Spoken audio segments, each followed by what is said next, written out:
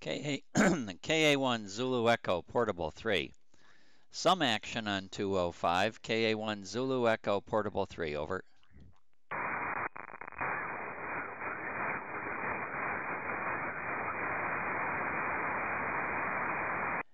KD8JQ KA1 Zulu Echo Portable 3. Good morning, Don. Fox Nancy 01. I don't know whether that was you or not, but yeah, I was in the room and I saw some activity. I says, well, maybe it's time to make the donuts. KD8JQ KA1 Zulu Echo Portable 3.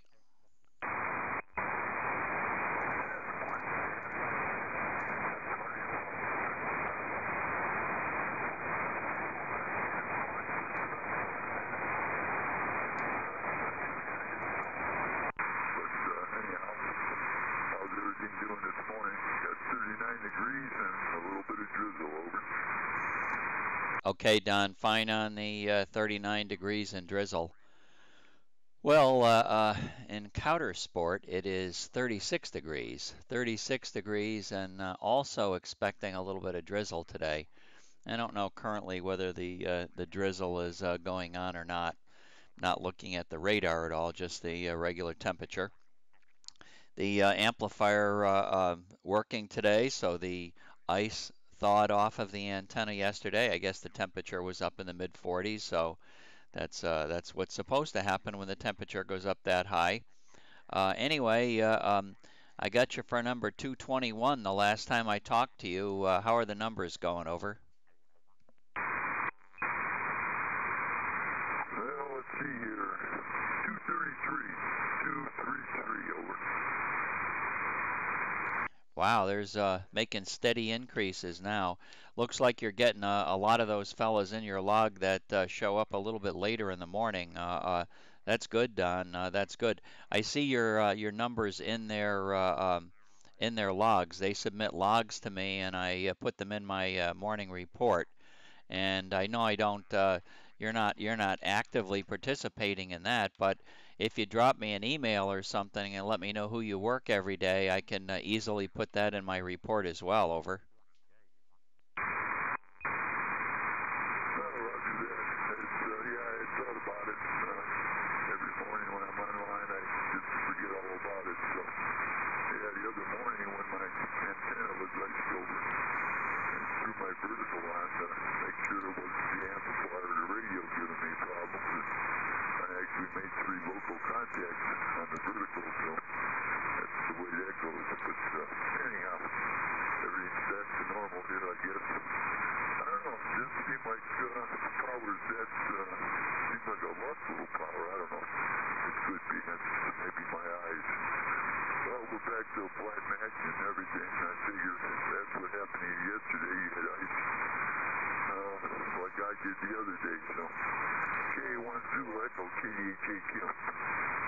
Yeah, okay, Don. Real good. Oh yeah, it's surprising. Like even with the low power that I was running yesterday was anywhere from, depending on what condition I was using, I was running anywhere from 8 watts to probably 75 watts or 80 watts maybe. Tough to measure power because you don't know. You know, you got all of that reflected power, which is really messing up the watt meter, and I don't have an accurate watt meter anyway. It's just a random flashing numbers. I can only guesstimate how much power I'm using by how much power I can apply to the amplifier before it trips out. So it's a real guessing game. But you did work me on CW yesterday. I know you were responding to me and got your grid square and everything on sideband. I wasn't hearing too bad yesterday, but the stations that heard me had to be doing a lot of careful listening. I think when I talked to you, Don, that was only 8 watts power. Over.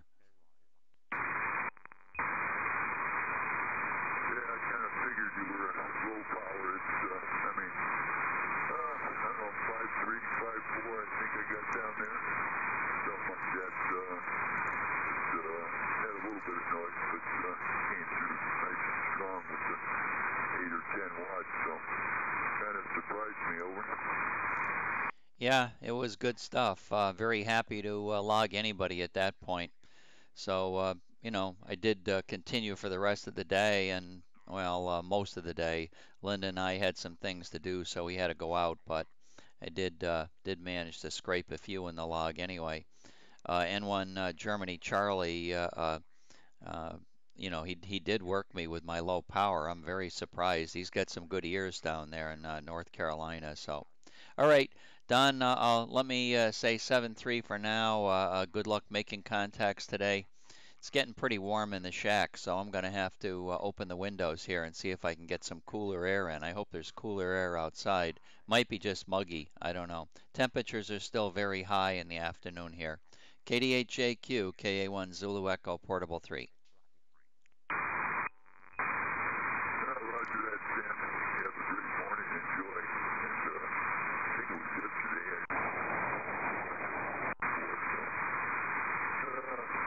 W4 TMC, I believe. Anyhow, had a good couple days. Anyhow, have a great morning. Enjoy. Stay cool down there, high high. And we'll get you later. K1 Zulu Echo, Portable 3, KDHAQ Echo, Nancy 91. Okay, very good. KD8 JQ, KA1 Zulu Echo, Portable 3. Yeah, very good on working Whiskey 4 Tango Mike Tango. That was a pleasant surprise to have him, Terry, start being active from Echo Mary 77. That's almost 300 miles from you. That's a really nice contact down in KY4 Mike Radio Germany territory. Hi, hi. He's 278, so you got almost another halfway between there and the 300 mark. So good enough. All right, we'll talk to you later. KA1 Zulu Echo Portable 3. Good morning.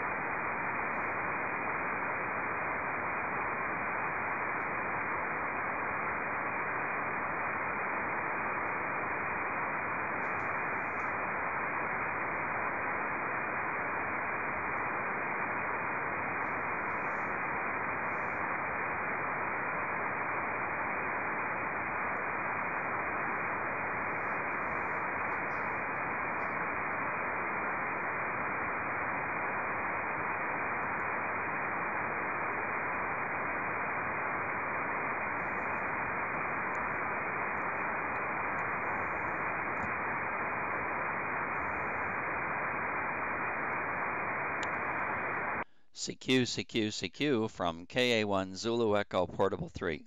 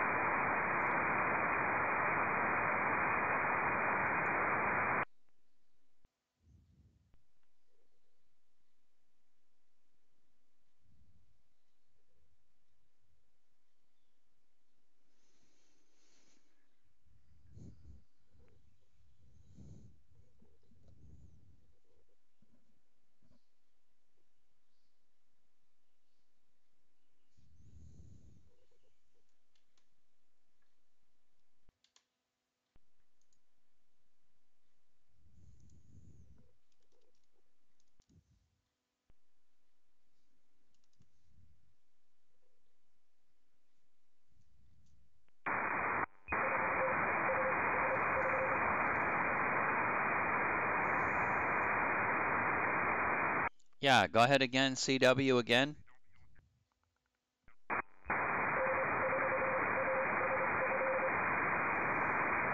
N4 Alpha Sugar Foxtrot. I thought that was ASF I was hearing in there. Let me move my antenna down a little bit closer in your direction. N4 Alpha Sugar Fox. This is KA1 Zulu Echo Portable 3, Fox Nancy 01. Over, over, over.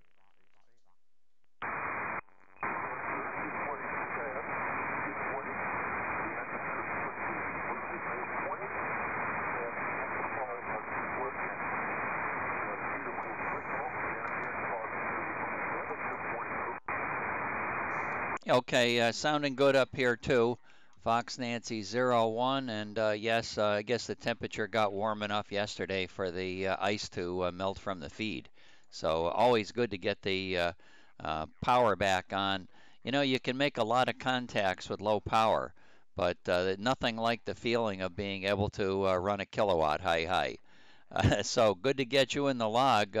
36 degrees this morning, 36 degrees in FN01, and looks like rain today. Looks like rain today. So back down to you. And how did you do yesterday? N for Alpha Sugar Fox, KA1 Zulu Echo Portable 3.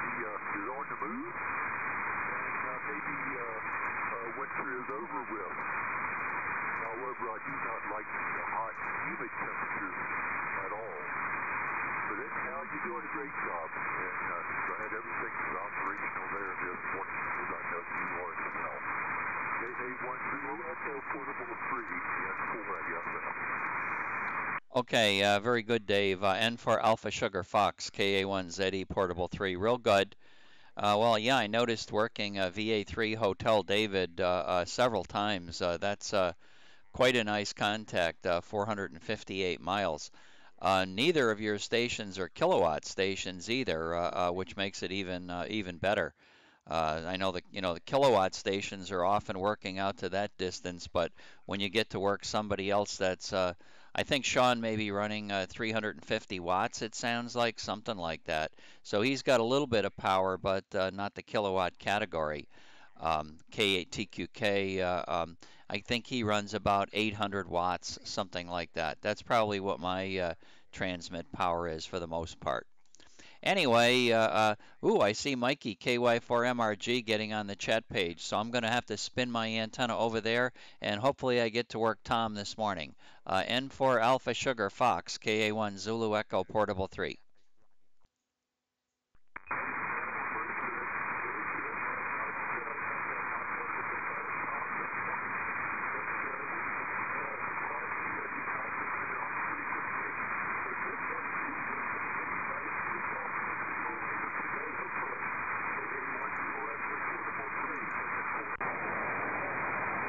Okay, very good. Conditions between you and I pretty much not enhanced, not enhanced. Your signal probably at one time was up to maybe 14, 15 dB out of the noise, but that's quite a bit under your normal high. So conditions not so good at the moment, but it did copy everything for sure. 73, 73.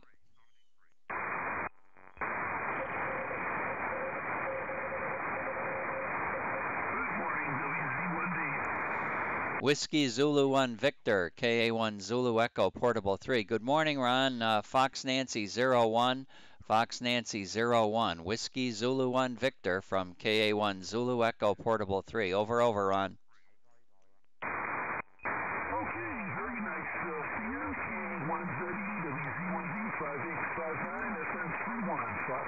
31. We're stopped in the fog here, and at least the temperature is way above freezing, so not too bad. It looks like the sun is trying to burn through to the east. I can see it's bright, so it's trying to burn through it. So maybe we'll get some sun. Who knows? Yeah, okay, Ron. Very good. Yesterday was an unusual day. Yesterday I had 31 degrees and fog. Now, for me, how does that happen? Not being a weatherman, of course, I'm a good prognosticator. I can do that, Ron, real well. And I did give my theory a couple of weeks ago about the hot weather in Florida and in the south, and then at the top of the blackboard you've got the Northland, and we all know that heat rises. So I predicted the heat from Florida would eventually rise up to the north, and where the and top of the blackboard, which it really did. So that made sense. But what about the fog? How can it be foggy at 31 degrees below zero? That doesn't seem like it's possible, Ron. Over. It is, because the temperature aloft is higher than near the ground. So I remember when I lived on the mountain in Bristol for over 20 years, we get this condition called ice fog. The dreaded ice fog would come, and because it was colder near the ground and the antennas were, the metal was colder than 32, it would freeze and make ice on the antennas. So I really hated the ice fog, but that's what I called it anyway. I think a lot of us called it that. But yeah, you get that, especially on the hilltops, you get that. Not very often. It doesn't happen very often, but when you get a little temperature inversion like that, it occurs. Over. Yeah, okay, Ron, very good. Well, I mean, there was no doubt it was causing something to be on the antenna. I was unable to run the amplifier. The amplifier tripped right out when, I would engage the amplifier with that fog condition. And the temperature went up, so today everything's back to normal. Using the little antenna right now, and your signal at one time peaked over 30 dB out of the noise. So really strong at one point and down probably as low as 24 at the other, which is an exceptionally good signal, and not far. I think I think it rivals the W1 COT signal. How are you doing with Andy on the weekends with Bob? Did you notice your signal being similar to Bob's most of the time? Over. Well, he has an advantage sometimes because it doesn't always favor the shoreline. It doesn't always favor the coast, the conditions out to the west. But Pete will tell you the same thing. If you ask Pete, sometimes we get this conditions where it actually favors the coast. The signal's out to the west, and we can beat out Bob. We get better conditions than Bob from Andy. But usually, no. When the band conditions are flat all over, Bob will always win with his bigger antenna system and more power. Over. Yeah, okay. Well, that's probably what my experience has been too, noticing especially that there are many times when Pete and you are definitely stronger than the stations inland. So, and you're right. I guess it's all got to do with the 2 meter band and how things work. Sometimes that's an advantage over the stations on the hilltops. I know Dan with his higher perch with now a Bico kilowatt. I'm sure he's improved his success rate dramatically with Andy as well. Over. Oh, yeah. Well, no, you can't beat four antennas, though. A single antenna against four antennas is always going to be a loser. But we've been working them just about every time on the weekend. Just about every day. Very rarely do we miss them, so, but we only get to work them 2 days a week, so there you go. Anyway, he's usually pretty good. Lately, he's been good on sideband even. I've been picking him up on sideband. So that's the story. And, well, my QTH here is kind of neat because, really, it follows the coast to the west for about the first 20 miles. First 20 miles, the shoreline goes straight east-west, So in that regard, I'm just following the coastal plain for at least the beginning of the journey, which I think helps. There's no really big hills in the west, so that helps me a lot. But we'll see. Anyway, we've been playing with that noise canceller that we got finally in the mail this week, and it's a big shot, especially on 6 meters. Wow.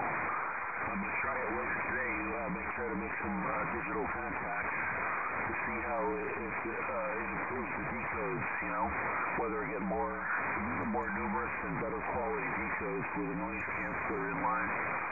I'm curious to see.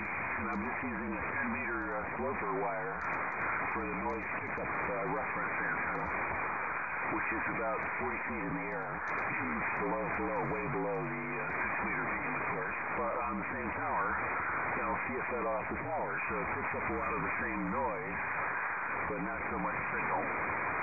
So that's how that gizmo works. It really does work. I was surprised, Stan. So nice when you're an old man to get a surprise like that. KA1ZE, WZ1D. Have fun today, Stan. Okay, Ron. Well, your signal came through real well, that whole transmission, but my brain was not functioning correctly. Give me the rationale again on what that thing does, how it does eliminate noise. It's a little bit tricky for me to comprehend. Over. It's a box. It's an electronic box with 3 RF connectors on it. It's got like an in and out connector, like a linear amplifier has. It goes in line with your transceiver. It gets automatically RF switched out when you transmit. It's got RF sensing in it, so it switches it out when you're transmitting, right? And then it's got a separate receive-only antenna port for your noise antenna. Then it's got variable controls on there for the phasing of the noise. The phase goes from 0 to 360 degrees control, and you've got noise gain control. So if you match the amplitude of the noise to your main antenna noise, and you vary the phase, you can cancel out just the noise. It'll cancel out. It's like an adder. It's an electronic adder in there. So that's how it works. And I have the time wave AFC4, which supposedly is the best one. So from the reviews anyway. So that's why we bought that one.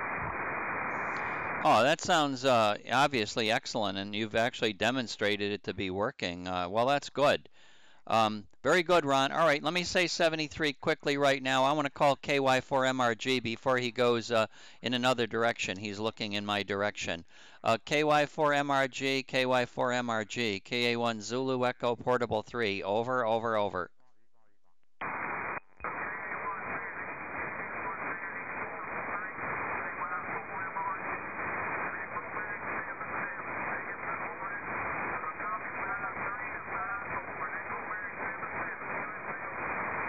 Oh, Roger, Roger. Good contact this morning, Mikey. Yeah, 5354. You are 15 decibels out of the noise. 15 decibels out of the noise. Good signal. Fox Nancy 01. KY4MRG, KA1 Zulu Echo Portable 3.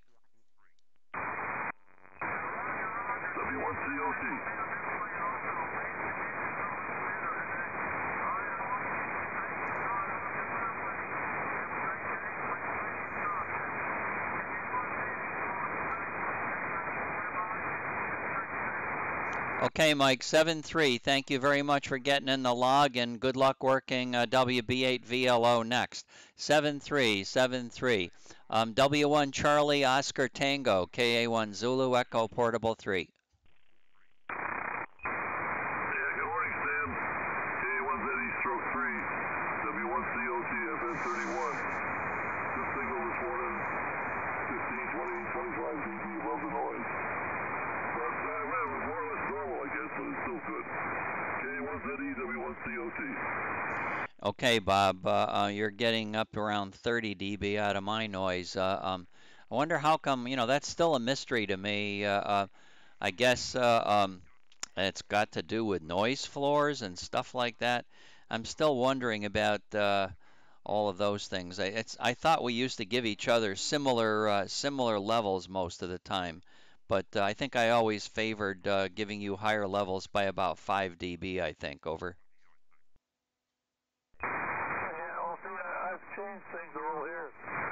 change the numbers a little bit, Sam. I don't have the preamp in there now, and so I'm just running barefoot on the transverter. So when I get that all back the way it's supposed to be here, fairly shortly, I think. And maybe they're more compatible. You know, all I have to do is gain and what you show on the display. And that's not really calibrated, that's for sure. The main thing is how far above the noise are you?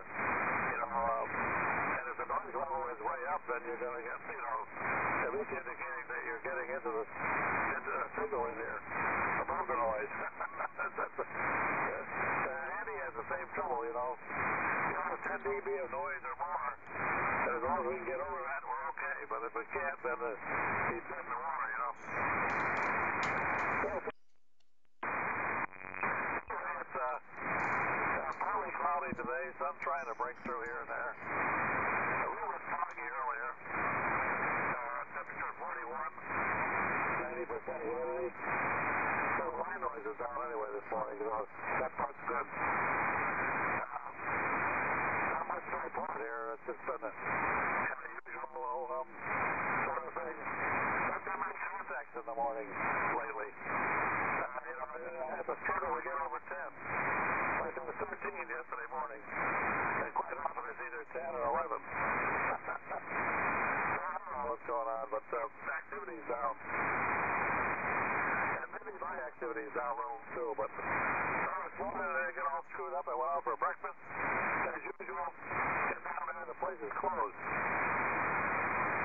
No reason for it, just closed. So I had a choice of going to Denny's or coming back home. And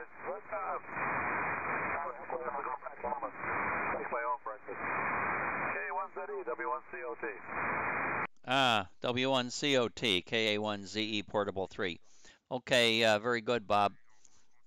Well, it's too bad. Gee, I wonder what would cause friendlies to close. I'm sure you'll find out the next time you're in there. There's probably a logical explanation for it. Usually, you know, we would at least put a sign on the door, I would think, unless it was something that was out of their control, which might have been. Never can tell. And yeah, fine on the noise. Well, it's always a problem. I can set my noise floor um, wherever I want. In other words, it comes up to a number, and then I can offset the noise floor so that I can read it in negative numbers, like you guys. A lot of you guys are reading negative numbers, where you'll see. I don't know exactly how they determine the negative number aspect, but um, you know, from whatever down to the how I guess it's the level of power that the signal is. That's why it's in the minus dBm area. But I can offset that so that I put the noise floor at 0. And how I do that is I'll spin the antenna around and I'll find the quietest direction. I'll find the quietest direction, and that's what I set at 0. That's what I set at 0. And that number has remained my offset has remained the same lately. I have not changed it in, I would think, a year, something like that. That offset is always the same to bring that back to 0. So I can only say that when I say somebody's 20 dB out of the noise, it's 20 dB out of the quietest position of my antenna's position. So that means when I'm up north now, I have noise that often goes up to 15 or 20 dB every day. So in order to have me copy anything up there, the signal's got to be coming in stronger than that, obviously. And I guess these are all relative for us anyway. Just what we do. It's just what we do. And I'm still listening to with fascination to all of the antenna tests that we're doing with KD4AA. And nice to have a receiver that's you know, got this chart recorder where I can look at his 4 transmissions that he makes. He makes 2 with each of his 2 antennas, and he does it randomly. He doesn't tell me which antenna is what antenna. And then I look at my strip recorder and give him a report. And it looks as though the Cushcraft antenna in my direction always is better than the M squared. Very interesting, and that's not the case up the coast. He does better usually with the M squared than the Cushcraft, which is a smaller antenna. But nice to be able to look at a chart recorder and see accurately down to tenths of a dB if necessary. So often the difference is only a dB or two, but I can clearly see it. Try to do that with an S meter. Over. Yeah. I know you got to have the right instruments, that's for sure. Well, I don't have much to go by. The flex radios are, the calibration, the receiver calibration is very accurate. But of course, using a transverter and maybe a preamp, that buggers it all up again. Well, like I read off the side of the scale here, minus dBm. Like right now, the noise floor is about minus 144 dBm, and that's not the true noise floor. That's the displayed noise. That's what I'm looking at. The practical end of it. That's the true noise floor. You measure it, at 500 cycle bandwidth and so forth. And I forgot the exact way to do it, but there is a defined definition. I'm trying to say a definition of that and how to do it. So anyway, so at the moment, I'm looking out to the west and it's minus 145, and you're 20, 25 dB above that on the peak. So, that's not bad. That's a good signal. Way above the noise, and of course, armchair copy. It gets down into the below 10 dB above the noise, and it copy gets degraded somewhat. Anyway, that's the story here. The restaurant didn't open because nobody got there to open the door. So it's one of those practical problems, Sam. If the manager with the key doesn't get there to open the place up, it's closed. K1ZE, W1COT. W1COT, KA1 Zulu Echo Portable 3 with the windows open, listening to the rooster down the street. We've got a rooster that wakes everybody up in the morning. Reggie, we call him Reggie the rooster. It's a wild rooster. It roosts in a tree and walks the neighborhood all day long. It has a certain route, a specific route. It goes from one bush to another, and people aren't supposed to feed it, but Reggie looks like he's pretty healthy. Reggie's been here now for several years, and I'm telling you, everybody would feel very, very sad if all of a sudden Reggie was not in the area anymore. Now, as far as the noise goes, I remember talking with Andy and talking about how I thought I could hear a CW signal better in a sideband noise bandwidth than in a CW narrower bandwidth. Well, when I made an experiment, Bob, I started playing with the CW beacons, and when I played with the CW beacons, I could see that I could narrow the bandwidth infinitely. Well, not infinitely. I could narrow the bandwidth continuously from where any bandwidth I wanted, wider than sideband or narrower than sideband. So Leaf doesn't have a control in here that says it's a CW position, narrow, wide, or sideband. You just make the bandwidth whatever you want. So with that in mind, I noted that if I made the bandwidth narrower, I noted that my noise floor would go way down, so that instead of seeing 0 dB noise coming from my antennas, I could see even 20 dB lower than that just by making the bandwidth go narrower. So then I put the beacon in that bandwidth and noted that when I made the bandwidth narrower, the beacon signal strength did not get lower. Only the noise got lower. So that told me, hey, Stan, you're a dummy. You actually should be able to hear, if you know what you're doing, you should be able to hear CW signals better in a narrower bandwidth. So I started playing with the settings, and I've got it down pretty good right now, and I would say for sure in a narrower bandwidth, the noise is lower. I can hear the signals better. W1COT, KA1ZE Portable 3. Yeah, okay, Sam. K1ZE, W1COT, and FM31. Yeah, I fiddled with that a little bit, but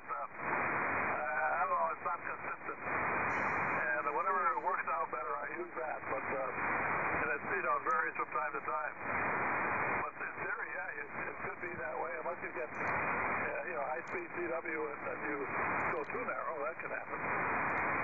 You lose the definition of it, And a lot of these receivers can go very narrow, the digital ones even. I remember years and years ago when I was in the Air Force, that we had a transceiver there, the ARC-21, and it was generally an AM type setup, AM rig, but it had CW capability, and it had a narrowband receiver filter, 200 cycles, and I used to fiddle around with that to see what improvement I could get on CW using that.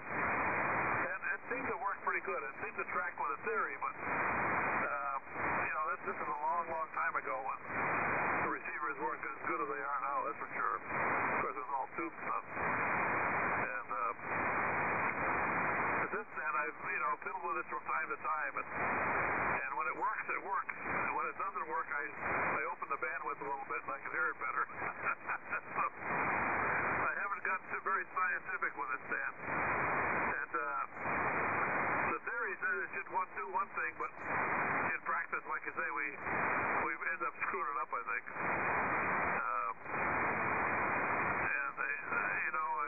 Like on the flex radio, and any SDR, I guess, the noise you hear is what's coming from the receiver bandpass, not what's displayed on the whole thing there, the noise floor, so to speak, of maybe 100 kc wide or more. But it's what's going on in the receiver bandpass. And of course, on a flex, that's a shaded gray area on the display, starting in the sideband mode, starting at the tune frequency, and then going to the right or the positive side for the shaded area. And of course, if you change the bandwidth of the receiver, you can slide that around wherever you want it, and the shaded area narrows up or does whatever you set it at. So you got all the flexibility to do all those things. I just never bother with them, and usually I'm too busy trying to get the signal, and don't have time to fiddle around with it, I think that's the major problem. If I had more time to fiddle with it, I could probably do it quite well, but I can only do that when I'm just listening and not trying to make a contact. Anyway, why don't you go, Stan? I'm going to have to get something to eat here before I starve. K1ZE, W1COT. Okay, Bob. Well, always good talking to you. W1COT, KA1ZE, Portable 3. The problems I had always had were it's the noise that you hear in your headset when you set the filter narrow often sounds like CW. It often gets close in tone to what the CW noise sounds like. So I'm able to get rid of that now and make it sound okay. So it's worked out well. It's worked out well. And of course, my receiver also has automatic frequency tracking. So if you get the filter down really narrow, and I'm talking about you can get the filter down probably to, I don't know, 10 cycles. You can really set parameters to make it extremely narrow, but the signal itself is wider than that. So you have to open up the bandwidth enough so that you can get the maximum signal penetrating your bandwidth. And some signals are wider than others, even on CW. K3TLP, I don't know whether there's a little bit of inherent AC tone on it or whatever, but his signal to me is always a little bit wider. It's always a little bit wider. So if I were ever to try to copy him, it would be better where I would open up the bandwidth at least to allow his entire signal width to stay in that bandwidth. And then the AFC, once you snap it on, it doesn't go away. It stays in the same place. So you've eliminated the parameter of tuning. You no longer have to tune. You can now just adjust the filter's parameters itself and get a better copy. So it's but it takes me a long time, as you said, to do all of that. And if somebody just started calling me on CW, I've got to change all of the parameters in flight, which is always tricky. Operator error can enter in. And then also the other problem, Bob, is when you get finished talking to the CW station, I can't quickly go back to sideband. So it's a problem that way too, Bob. All right, 7-3. We'll look for you later, and let's hope you get back up to the 20 again. W1COT, KA1ZE Portable 3. Yeah, that's just sort of one practical problem, Stan, with the narrow bandwidth business. I found, like, when I'm talking to Andy and the signal drops way down and we're digging each other out of the noise, in between transmission, or that alternates between stations, we're tuning the frequency a little bit to get a better tone or to hear it a little better. And so when they change over, you're off again. So, and it goes back and forth like that, and gets a little bit confusing. So better not get too narrow when it's like that. And especially if you got somebody with nervous fingers that's always tuning the rig a few cycles. See you later, W1COT, 737. Okay, Roger. Good morning. We'll catch you later. CQ KA1 Zulu Echo Portable 3.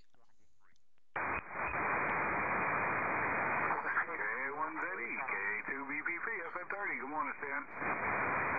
Hi, Art, and Whiskey Victor 2 Charlie, KA1 Zulu Echo Portable 3. Whiskey Victor 2 Charlie, Tony, and then Art. Go ahead, Tony.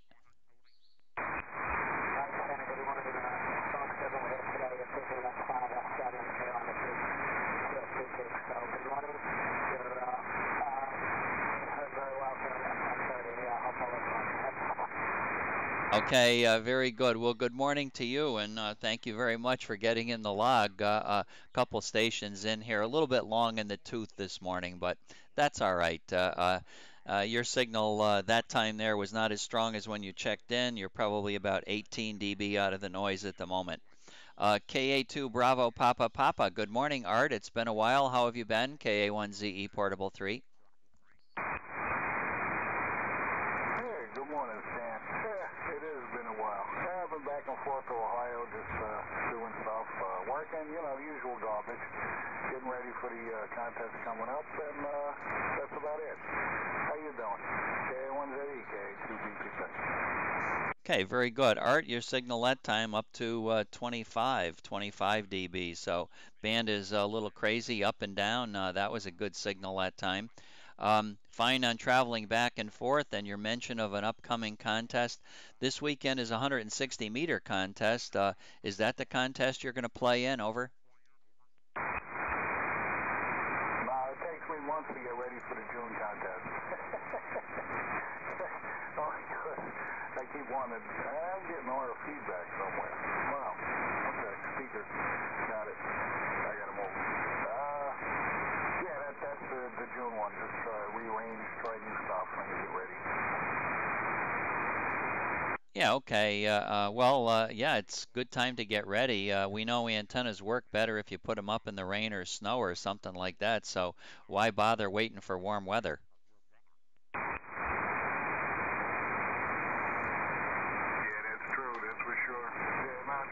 I'm hoping to get them up higher before the contest. That's what I'm working on now. So hopefully that'll be a go by then.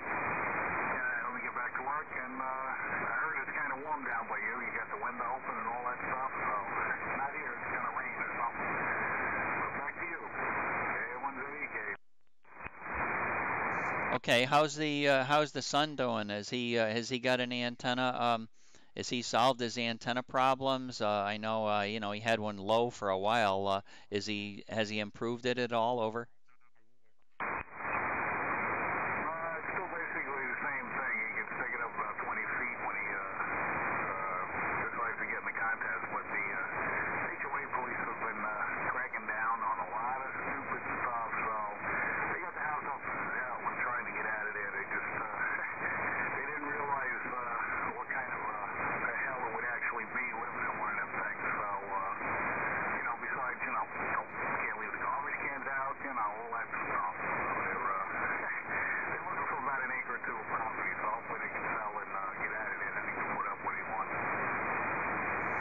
Okay, very good. Well, I believe I've been encouraged by many to run for the board of directors down here in our HOA. So it looks like I will be a candidate. So I will hopefully be able to get in there and give my 2 cents. And of course, I'm not too bashful about giving my 2 cents worth of information, often turning it into a nickel or even a dime. Hi hi.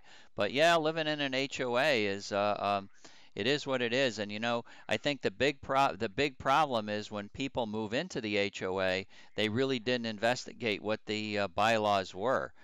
So, in a way, they knew before they moved in they had the problem with the garbage cans. What they didn't know is that there would be HOA police looking for that stuff. Over. Right, and that's basically what it is. It's not so much the HOA, they knew about it. They were actually in a second one that they didn't know until closing, but they had everything in a moving truck, so they were, they were kind of stuck, so they had to take it. But it's just a lot of the other little piddly stuff that's really starting to get on their nerves, so they're going to get out. I mean, they're good and they're bad, but the current board that's in there, it's just they're taking the money and not doing nothing. You got to call them and remind them to cut the common ground because it's like 2 feet high. City ordinance is only, I think, 8 inches or whatever, so who knows? So it's a step up for them. So, it's a learning experience, all that stuff. And they're looking for some room, not so much for that, but they want to get some chickens for the kids and, start doing stuff like that. So, it's just a little early. They plan on doing it in about 2 or 3 years. They're just doing it 2 or 3 years early. So, they'll be all right. They'll move, they'll get better, and things will look up. It's just one of them things, just like we all went through, right? Yeah, you're right. You're right. And hey, I agree. Maybe as well, I guess all HOAs are a little bit different. We don't have to mow grass anywhere. So even though we own the property, we are actually we don't have to mow our grass. We have a service that comes in and mows it for the entire property owners association. So that's a good thing. And so for us as a retired, and it's not in a 55 plus community, but those that live in it are pretty much maintenance free. You own the land, you own the property, you can plant plant things on it, et cetera, et cetera, but you don't really have to take care of it. They trim your bushes and they do all of that sort of thing to make it look good. Uh, and I think for a younger fella, it is better to have a family out where you own your actual property and you're not obligated to abide by other people's rules. You want to make your property look as good as you can and or as good as you care to make it look. You don't need somebody to tell you to do that. So I agree. I would not have lived in an HOA as I was growing up either, but it makes sense at my age. Anyway, we'll say 7-3. Good morning and thanks for the conversation. KA2 Bravo Papa Papa KA1ZE Portable 3. Okay, standing 7-3. Good talking to you as always, and good luck in your quest. Catch you later. K1ZE, portable 3. K2BCT. Go dream with me. Okay, very good. You are number 1923. 1923 in the quest. 7-3, good morning. Anyone else out there? KA1 Zulu Echo Portable 3. Over.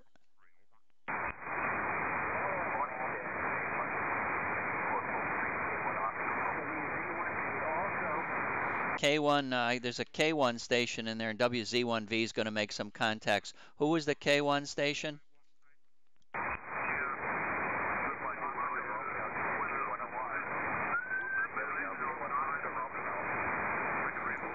Okay, it's you, John. Very good. K1 Oscar Radio going right over the top of the Connecticut crowd. Hi, hi. They move their antennas a little bit, and they're no match for your superstation. K1 OR, Fox Nancy 01, KA1 Zulu Echo Portable 3. QSL stack, QSL Fox Nancy 42, FX 42, and 1 week to go, 1 week before we head down that way, stand over. I haven't seen the forecast changing much. Yeah, they do talk about little fronts and stuff at times, but I think it's going to remain pretty hot, pretty hot. The big long heat spell still continues, still continues. Even out here, I don't know. Linda and I were down on Clearwater Beach, and the temperature in the car was showing 87 degrees a couple days ago when we were riding around down there. That's pretty warm for the beach, and I think the Gulf waters are now up in the 70s again. They had dropped pretty low with the cooler weather that we got in January. So you're going to have some decent weather here for beaching. Over. Sounds great, Stan. We're obviously certainly looking forward to it. That being said, there's very little snow on the ground around here right now. On my property, I see a little. Look at my camera. I see a little pile that gets plowed up by the mailbox. We had some rain yesterday, and the temperature's still kind of cool. I think there's a little snow in the forecast maybe for tomorrow, but I think tenths of inches, nothing really much. So yeah, I mean, I could be doing antenna work right now without trudging through knee deep in snow. Well, you wouldn't want to do that. The antennas wouldn't work as well. They always seem to work a little bit better if you can do them in pretty bad weather. Um, Yeah, there was something I was going to tell you, but isn't it nice to get old? I was reading about, BA1, BAILY dog. Boy, that's too bad. They don't make dogs that live long enough. Over. I missed that. Who are we talking about, Sam? Dave's dog, K1WHS. It looks like Bailey is getting next to the end of the trip. 16 years old and starting to have some real serious problems. And I think Dave's pretty concerned. It looks like Bailey's not going to be here too much longer. He may have to make the decision to, put her to sleep. But it's just sad. We get so attached to the animals, the dogs and things. I can't tell you how many. I think I've gone through 5 dogs. We don't have any right now, but they should live with the same length we live. It's too bad that they have such a short lifespan. Over. Roger, yeah, I did pick up on the comment of that first. Yeah, Bailey, that's sad news, and he really loves that dog. I mean, they'll just drop whatever he's doing to tend to Bailey and stuff, and it is sad. And we all know her very well, obviously, for all the years of going up there and such. So, yeah, it's sad when they come to the end. I haven't had a dog actually since I was living with my parents. But I've had a few cats. We've had a few cats. I've been having women and cats simultaneously. But we had a couple of cats over the years here, and we had one Beth and I had to put down about 2 years ago, and it was really tough. I mean, he's so used to having them around, and take for keys, and stick his face in the window and wanting to go out, et cetera, and then suddenly it's gone, and you realize how much they become part of your day-to-day existence over. Oh yeah, absolutely. And trying to make that decision is so difficult. It certainly can get to the point where you say, "Oh, there is no way that I should keep this poor animal alive." But believe me, probably by the time it got to that point, you should have put the animal to sleep a few months prior to that, even. And I'm sure you can relate to what we're talking about. It's a tough thing. It's a tough thing for sure. Linda and I have sat in the vet's office many occasion with either a cat or a dog and had the animal euthanized. In a way, you talk about doing that to human beings, and gosh, I don't think I'd want to make that decision for anybody. Over. Roger.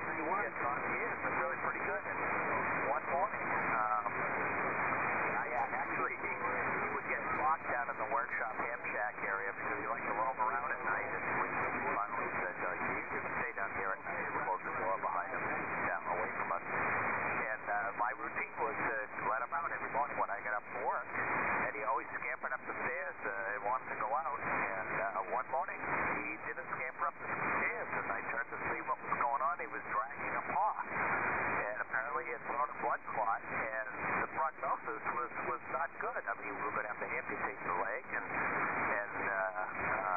he would not be the cat we had for many years. He would not be active and so on and so forth. And the chances were he would throw another blood clot.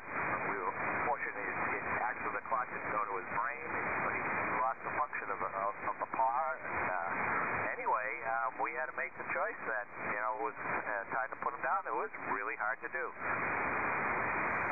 Oh yeah, I can definitely relate, John. Our big dog, the last one we had, Bear. She was a 100-pounder and real sweet, real nice dog. Big mixed breed of dogs. Chow, Rottweiler, Doberman, everything. And I know I used to do a lot of wrestling with Bear, and near the end, I'd you know I give Bear a little bit of a hug, a little bear hug kind of thing.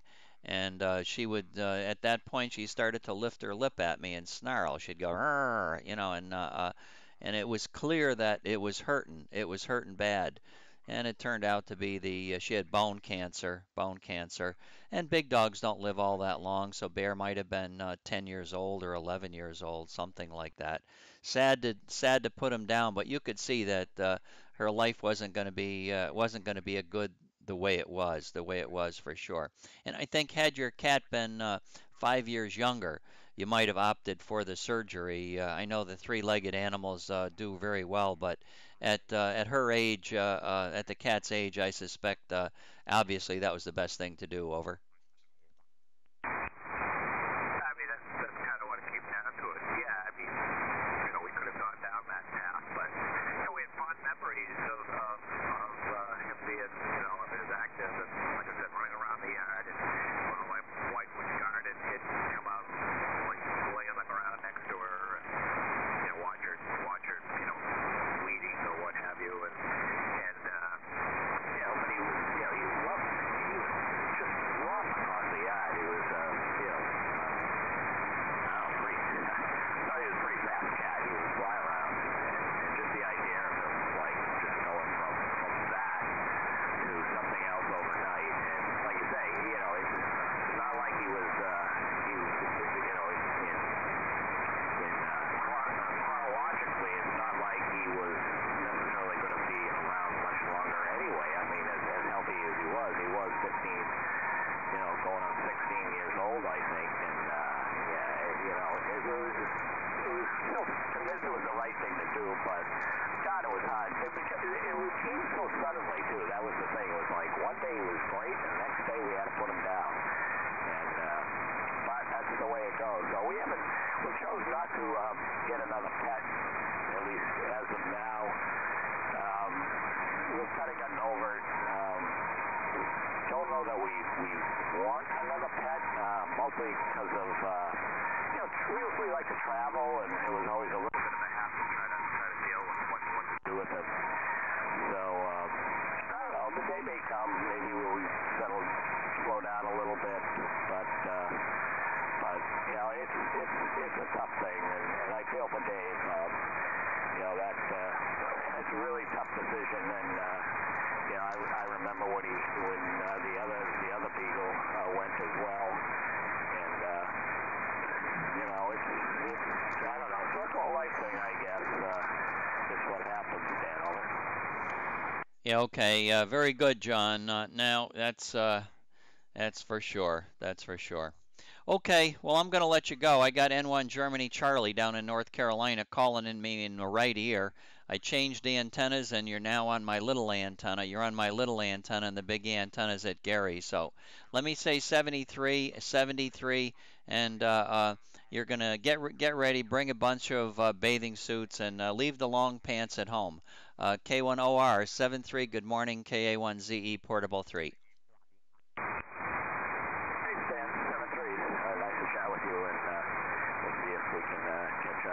Maybe when I'm down that way.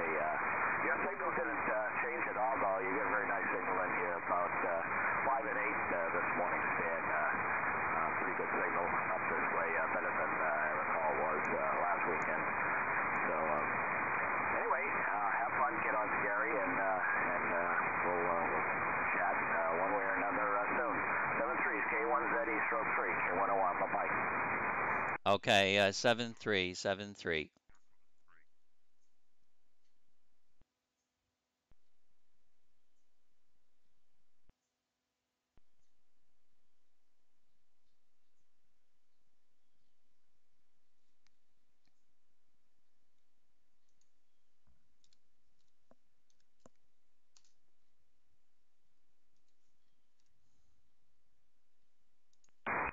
Might actually, see if we can say hi to Stan, and yeah, everything's great. How about you?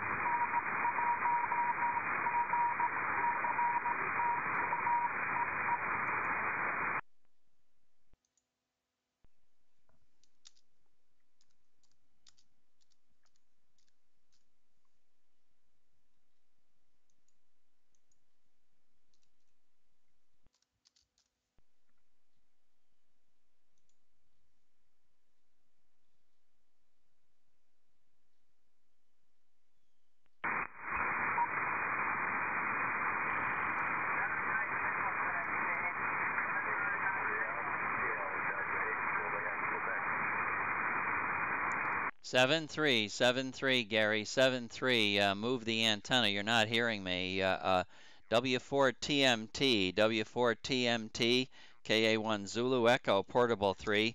W4 TMT, KA1 Zulu Echo, Portable 3. Over, over, over. Stan with Stubborn Mill over there at 88JQ at 19291.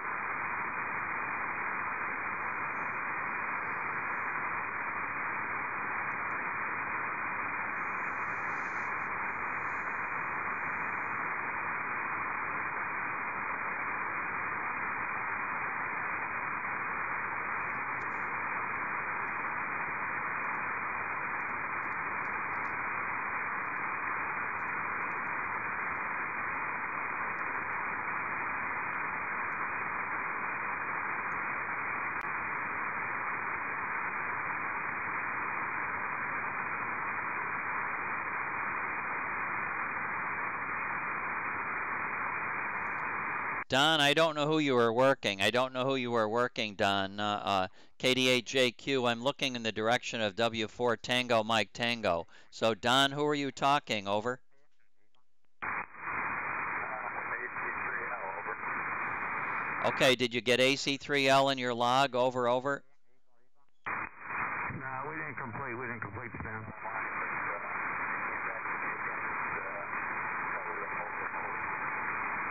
Okay, very good. AC3L Fox Nancy 01. Go ahead and complete with KD8JQ, Ed. Over. I'm not in that one spot where I can hear him, so it won't happen, but thanks for the offer, and I'm in Fox November 00S9 this morning. Okay, thank you. AC3L has moved from the spot, so Don, I screwed you up. I'm very sorry, Don. Over.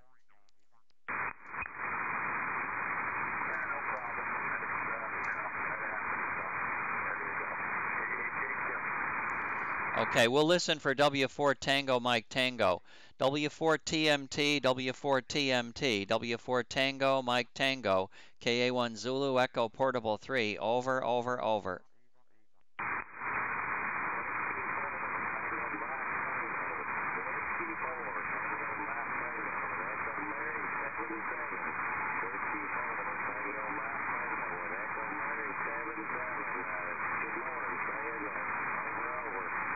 Roger, Roger, Terry. Good signal, good signal. You are 5 and 2. 52, 5 and 2, and Fox Nancy 01. Fox Nancy 01. W4 Tango Mike Tango, KA1 Zulu Echo Portable 3. Over, over. Roger, Roger, Sam. Roger, Roger. You are 5 and 5. 5 and 5 this morning. 5 and 5 here in Echo Mary 77. W4 TMT. Over, over. Roger, Roger. 460 miles. Good contact, good contact. Please work others on frequency. Please work others on frequency. And if you put down the stations that you work on the chat page, put an equal sign and the stations that you work. I would like to include who you work in my report. So think about that. Just list the calls that you worked on the chat page, and I will put them in my report. 73 and good morning. W4 Tango Mike Tango, KA1 Zulu Echo Portable 3. Roger, Roger, Stan. I'll look at that, see if I can get it done. I appreciate the contact. 7-3s, and you were peaking S7. That go around, you were peaking S7 coming up. So, thank you, and I'll turn and get some of these other guys. Catch you down the road. W4 TMT, 7-3s. Okay, you're all the way up to 20 decibels above my noise floor. My Lord, that's a good signal. Have a good morning, 73, Terry.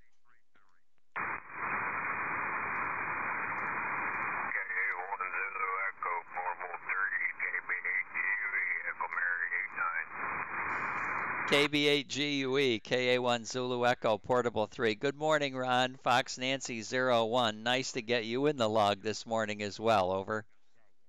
Roger, Roger, Roger. Here 5959, 48 degrees and rain. Over, over.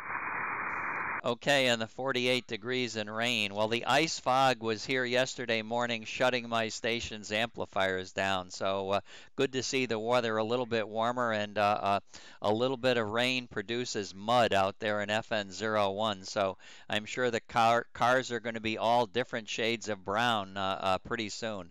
Thank you very much, and please work the others in your local area. We'll talk to you later. KB8GUE, good morning. Big signal from KA1ZE Portable 3. Roger, Roger. 7-3s. Have a good day. KB8GUE, Echo Mary 89.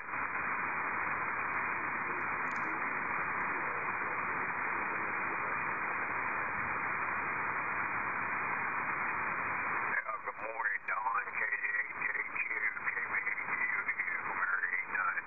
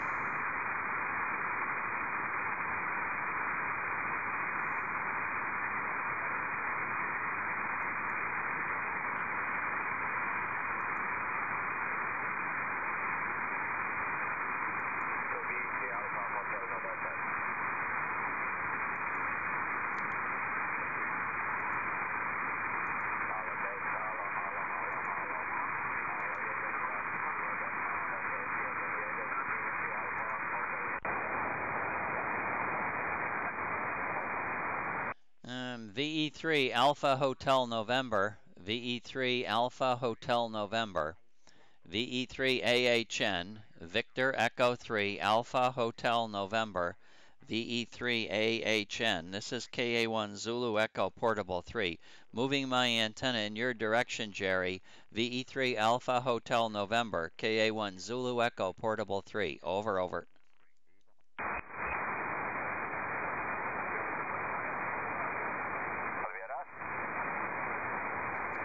VE3H AHN, VE3 AHN. This is KA1 Zulu Echo Portable 3. KA1 Zulu Echo Portable 3 to VE3 Alpha Hotel November. Yeah, okay, Stanley, nice to hear you. You are 5757. My friend Greg, he started a new radio. I tried to give him some direction. That's the reason I was calling about that. Nice to hear you, Stanley. Fox November 03. This is VT Alpha Hotel November, Jerry. Yeah, okay, Jerry, very good. Thank you for FNO3. Yes, I heard you with my antenna down to the southeast. I was moving my antenna and I heard your voice. I knew who I was speaking to. I knew who I was going to call. So I moved the antenna closer, and yes, you got very strong. You got very strong. Thank you very much. It's been a long time since we chatted. I hope all is good with you. Everything good up in FN03. You're getting ready for springtime conditions. Over. Yeah, okay, Stanley.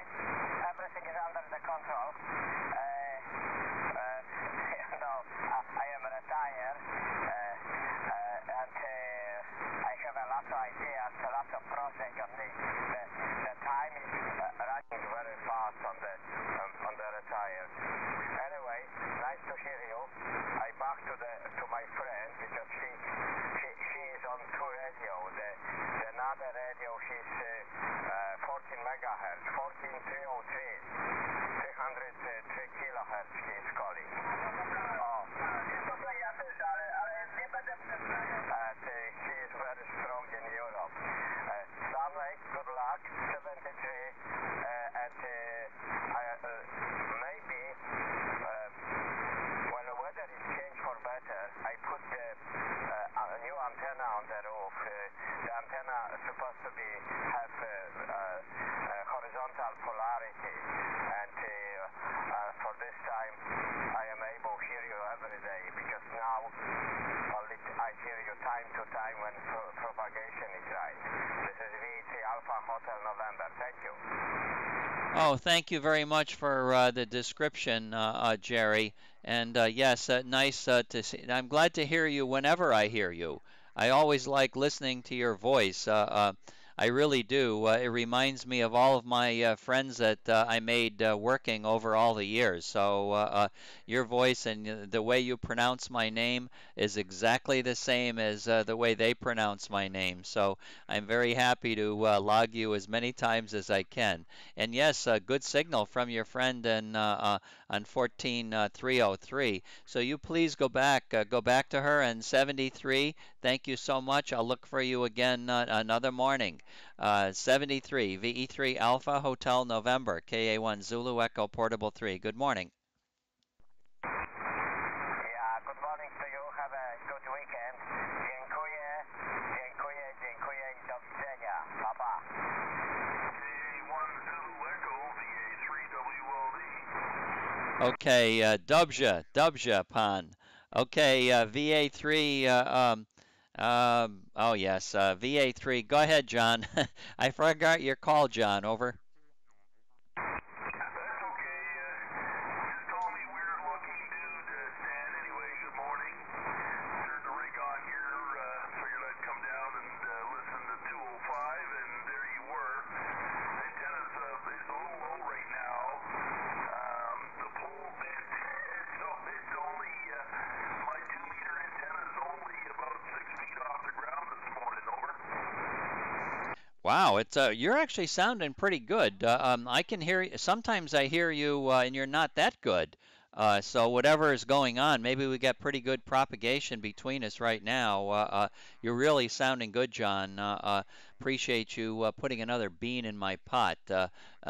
Victor Alpha 3, Whiskey Lima Delta, KA1 Zulu Echo, Portable 3. Yeah, I got a 17 element to put up this summer, so I'll be good and strong again. I'm going to move some antennas around in the near future, so I've got a 17 element boomer, so that should work pretty good. I think, Stan, over.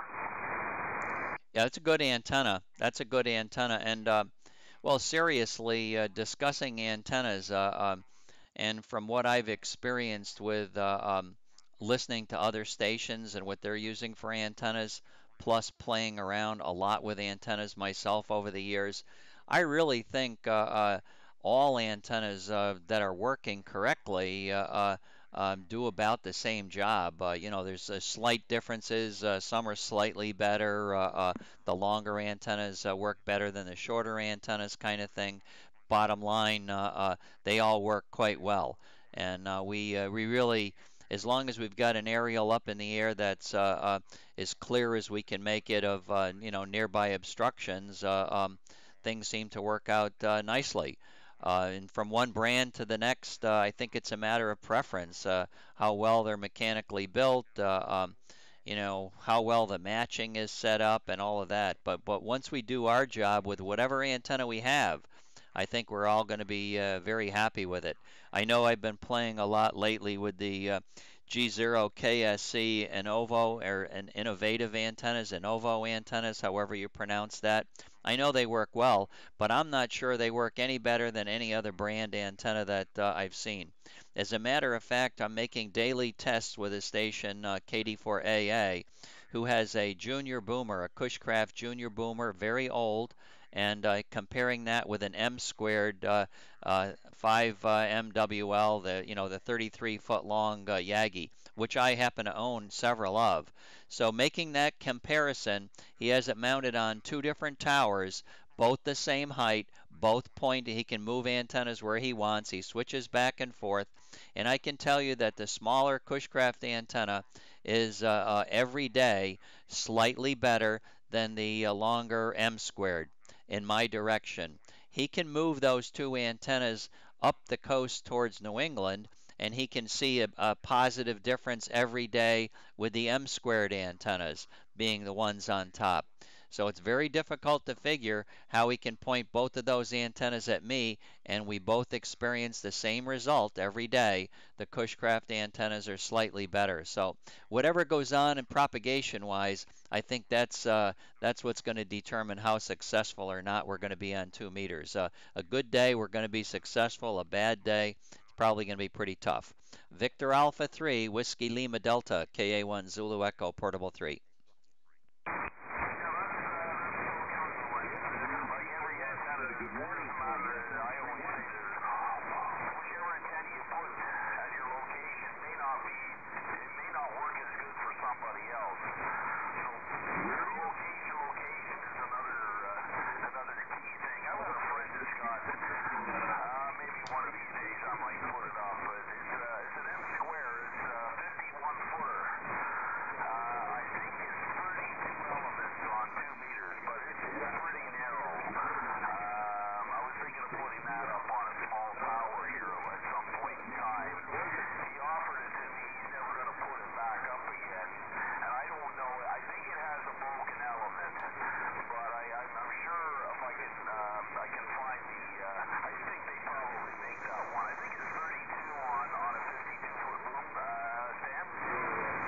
Yeah, I know the antenna you're talking about, K8ZES, who's now living in Orchard Park, New York.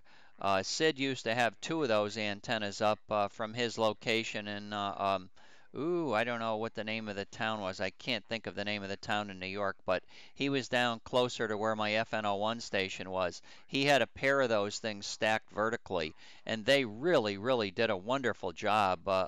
Sid could work everybody I could work. my good location. He also had a good location. He could work everybody I could work. The only difference being the antenna was so sharp that when he was trying to talk to somebody in Boston, he wanted to know if they were on the south side of Boston or on the north side of Boston. They get pretty sensitive to where you're pointing them. I think the antennas are that's a real good choice of antennas, but I think it's very difficult for the beginner to have something like that. They're going to get discouraged in a hurry unless they point the antennas precisely at the other station. They won't be successfully making contact. So I think it's a good one if you have another antenna along with it. Have two different antennas, so you can kind of narrow them in with the broader antenna and then dial them in carefully with the long one. Over.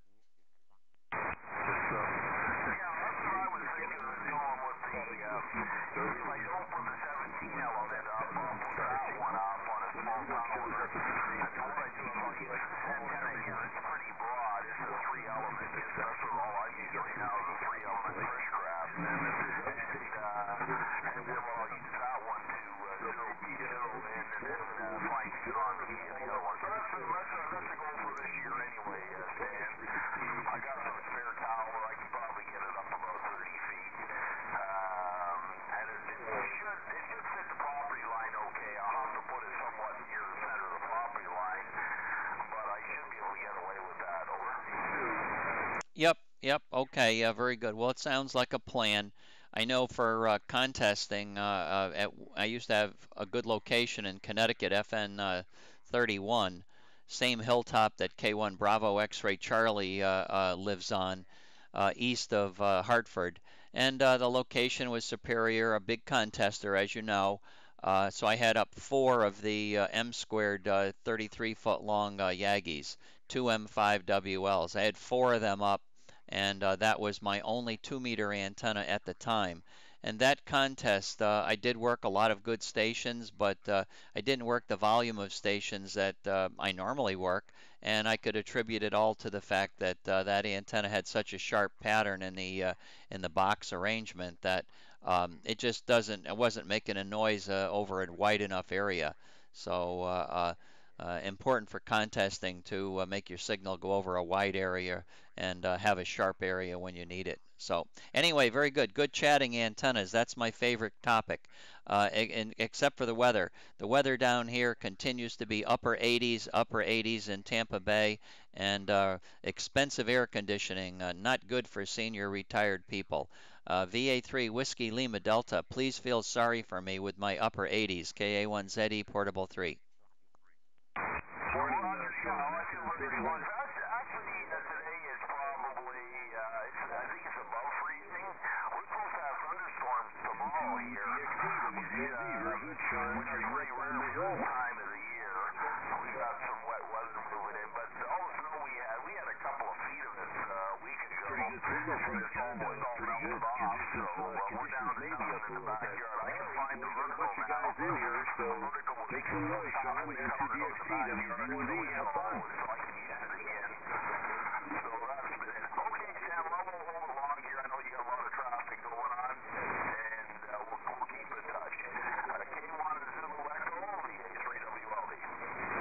Okay, John. Well, good to hear you again. Good to hear you. It's been a while, so I'm happy I got you in the log today. You have a good one up there. W1 Victor David. Good morning, Jay. Fox Nancy 01, KA1ZE Portable 3.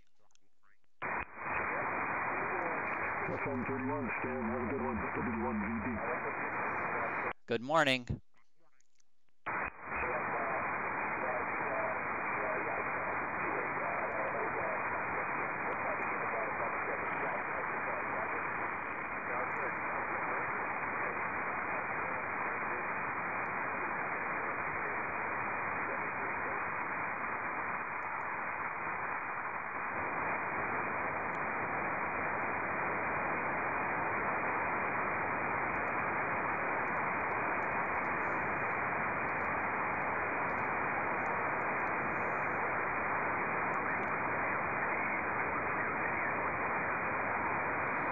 N1 TDS, N1 TDS, N1 TDS, KA1 Zulu Echo Portable 3, N1 Tango Kilo Sugar, over.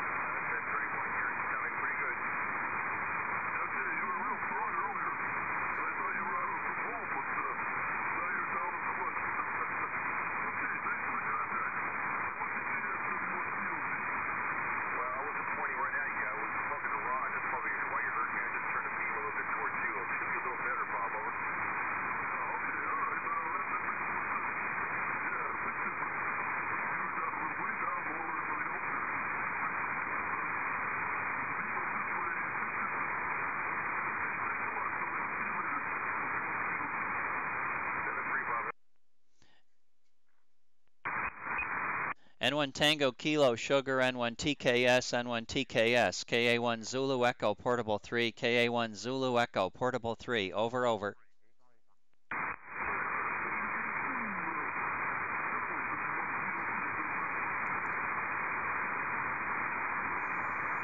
N1 TKS, N1 TKS, KA1 Zulu Echo Portable 3, N1 TKS, KA1 Zulu Echo Portable 3. Good morning, Stan. K1 Zulu Echo, Portable 3, N1 TKS at the shack, over. Holy samoli, what a big signal, N1 TKS. Tony, what did you do? You put a 100-foot tower under the antenna? Fox Nancy 01. I wish, Stan. No, I don't have a tower like you. I have a little puny roof tower here, Stan. Maybe the antenna's up maybe 25, 30 feet off the ground on a good day, over. Wow, you significantly stronger than normally I work you. Of course, from the car, I guess you can't make any comparisons, hi, but you're sounding real good. Thank you very much. I did hear you talking off the back of your antenna to COT as well. So thank you very much for getting in the log, and you have a good weekend. KA1ZE Portable 3, good morning. Okay, Stan, I want to ask you a question since I got to hear you so well. What do you use for your remote software? I'm just curious, over. Okay, KE2DN, I'll be right with you. N1TKS, Tony, what remote software are you talking about to control the radio, rotors, audio? What are you talking about? Well, yeah, the control of the radio and the audio. You have one specific software you're using, over. Now, I use my own stuff. It's something that I've been doing now for so long that there really didn't have any any packages out there when I started. So I use Linux for an operating system. So the software that I'm using, I use PST Rotator for the rotor control, which is a Windows program that operates under a Windows emulator in Linux. And then audio, I send back and forth with IP Sound. IP Sound controls my audio. And I control the rig with FL Digi, which is, I think it's a W1HKJ program that does CW and rig control. And then I have a bunch of programs that operate relays that control switching. So it's a combination of all of the programs, and then using remote desktop type programs. I actually look at my computer screen out there, over. That's pretty good. That's very good. I've played around with Ham Radio Deluxe with remote control through the laptop using Skype for audio, and that works pretty well. But I don't have control of the rotors. That's much more sophisticated above my level at this time, over.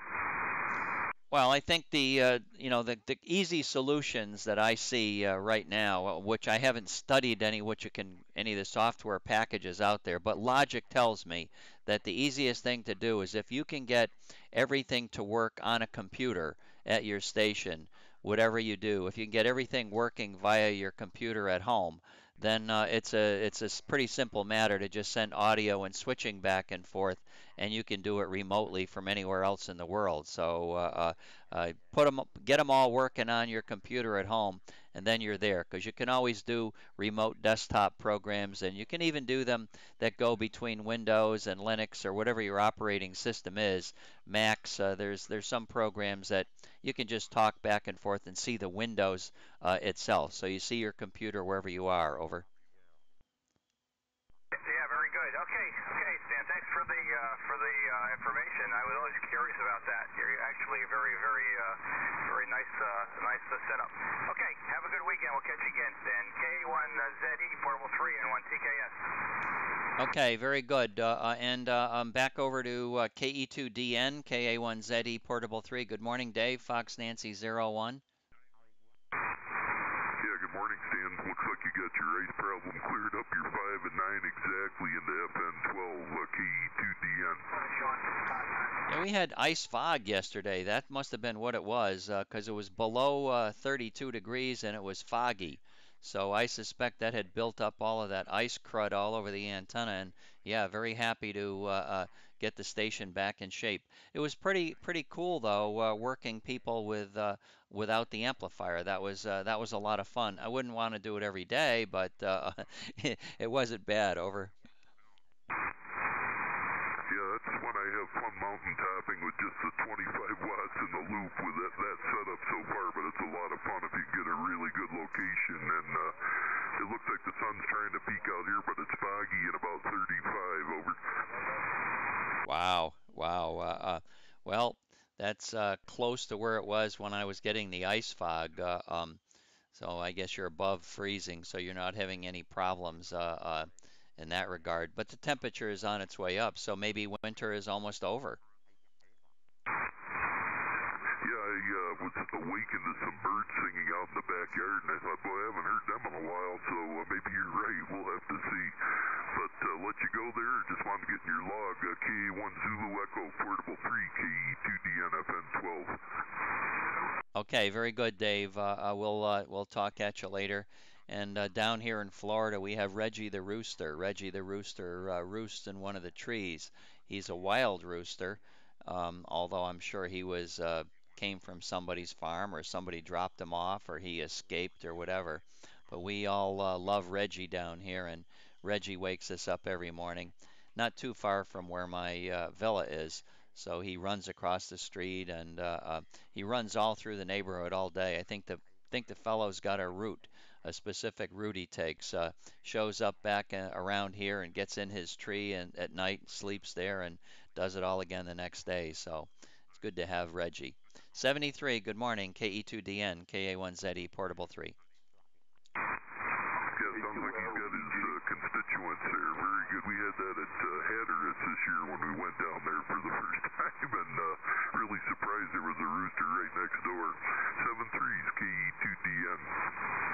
Okay, Dave, 7-3. Who was the other station that just called in? Over. Kilo 2 Lima Echo Golf K2 LEG. Good morning, Stan. Good signal here this morning. Go ahead. Yeah, K2LEG, KA1 Zulu Echo Portable 3. Yeah, good morning. Good signal for you too. Pleased. I think conditions must be pretty good. And when TKS was, I think, above what I normally hear him, Dennis. So your signal is really easy to copy. So probably got a pretty good condition right now. Over.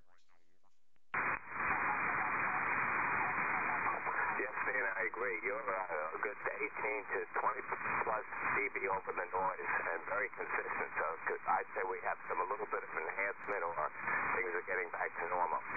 7-3 and good luck with your quest, Stan. KA1ZE, K2 LED clear. Okay, super. K2 Lima Echo Germany, KA1 Zulu Echo Portable 3. Very good. Well, I'm pushing hard. Yesterday had ice on the antennas, but didn't stop me from trying to, continue the quest running low power. Your contact number 1934, and I think I still have a shot for 2000 for the second month. That would be awfully nice if I could maintain 1,000 a month pace. So it's going to be close whether I keep up with that pace or not. So thank you. We'll talk to you later. K2LEG, KA1ZE, Portable 3. Good morning. Good morning.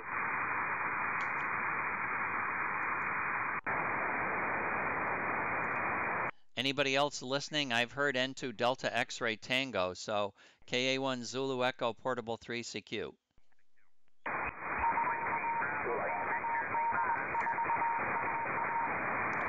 Okay, WB8 VLO on the back of my antenna run, Fox Nancy 01 and KD4AA. I'll be right with you, KD4AA. I'll be right with you. WB8 VLO, can you hear me on the back? Fox Nancy 01, over.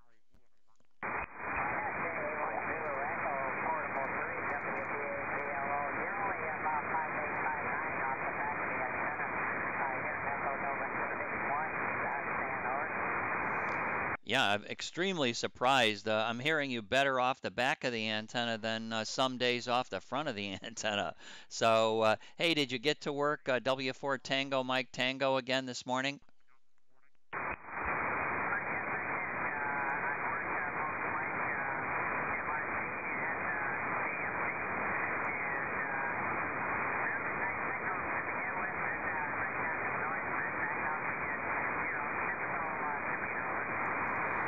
Yeah, that's awesome, Ron. Well, keep up the good work. You're drumming up a lot of business out west, and that's going to help us all. That's going to help us all. So 73 and good morning. I'll have the antenna around your way naturally within the next hour.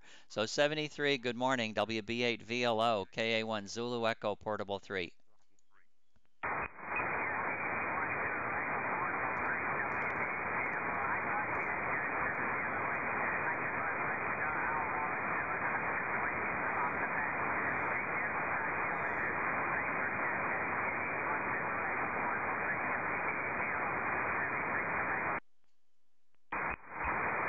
Awesome, awesome. Nice signal on the back of the antenna. Okay, 73. I'm moving to KD4AA. So, East people, I'll be back. I'll be back in East in a little bit. KD4AA with the antenna moving. KA1 Zulu Echo Portable 3.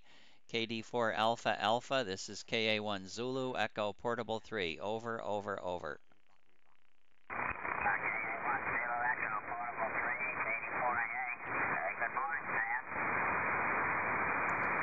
Good morning to you, Tom. Sounding very nice. That was 24 dB, that little transmission. So you're sounding good. Sorry I missed you yesterday. Sorry I missed you. Linda and I got out of here a little bit early yesterday and had a very, very full day. So back in action this morning, though. KD4AA, KA1 Zulu Echo Portable 3 with no ice on the antennas today. Over.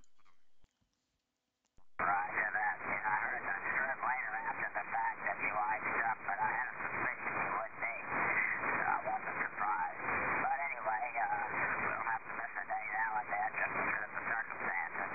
I am ready to proceed when you are. Okay, I am ready. I am ready. And yesterday I was pretty impressed with low power. Stations actually heard me, and I got a lot of stations in my log using the old-fashioned Charlie Whiskey mode. So I am listening right now for your test. Over. Okay, here we go.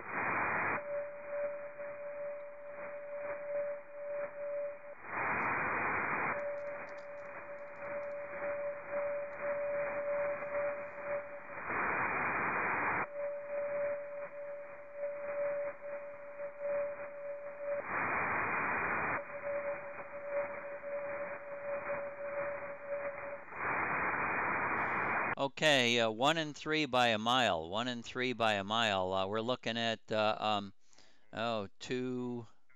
4, 6 dB.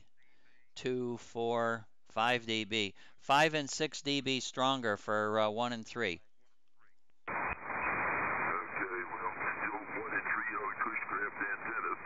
I've been sitting here listening back and forth as you've been working other stations, and that's what I'm seeing here. I can't quantify in that finer detail, but I hear the difference. There's quite a bit of difference between the two antennas this morning. Not even close on this end, and obviously the same is true on your end.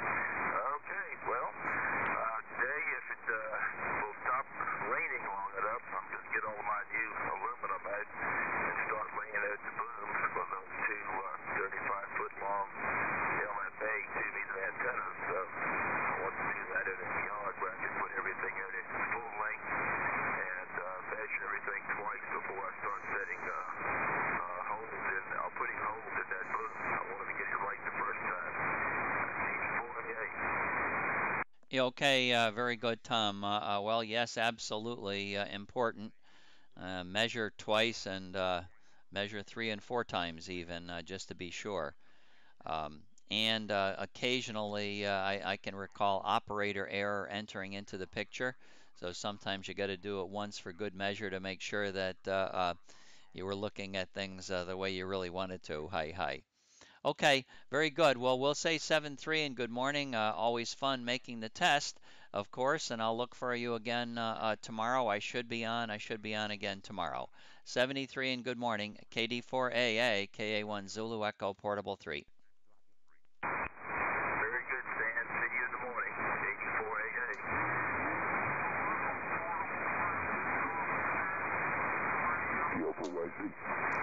Okay, KO4 Yankee Charlie, KA1 Zulu Echo Portable 3, good morning.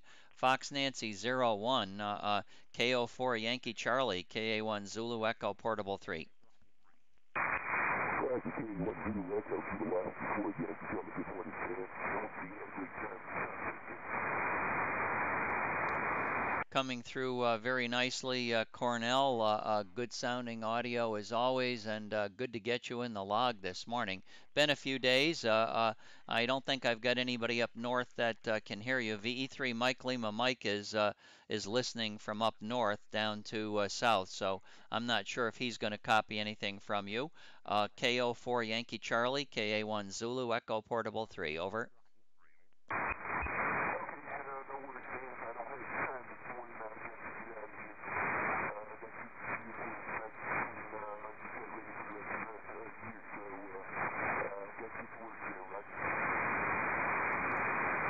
Okay, very good. Well, I'm going to be moving my big antenna up to work VE3 Mike Lima Mike and K8ZES. So I'll be moving the antenna. Thank you very, very much for getting in the log this morning. Really appreciate it. Number 1937. Number 1937. The quest goes on. The quest goes on. 73 Cornell, and thank you.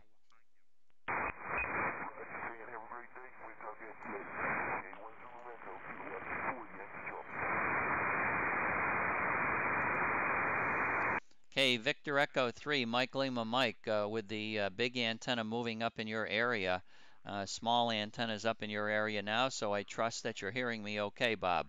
VE3 Mike Lima Mike, number 834, number 834 from KA1 Zulu Echo Portable 3.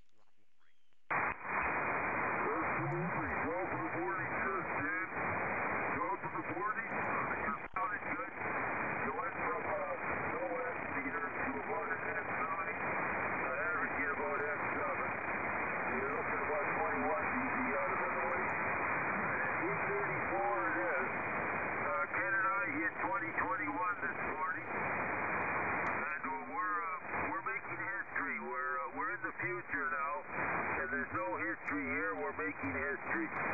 So, anyway, I won't stay long. I'm glad to pick you up this morning. It's been a couple days, and I don't have too much time. My son-in-law and my daughter and the kids are staying with us for about a week. So, we're having a lot of fun, and we're all chipping in to do everything, and it's making it a whole lot easier.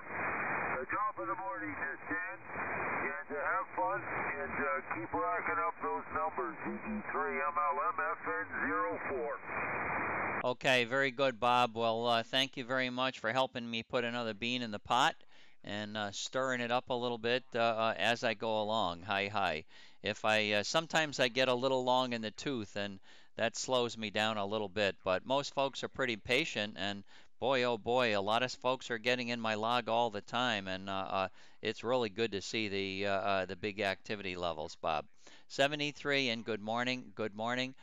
Top of the morning to you, and K8ZES. Let me move my antenna a little bit. Say good morning to Sid. K8 Zulu Echo Sugar. This is KA1 Zulu Echo Portable 3. Over, over.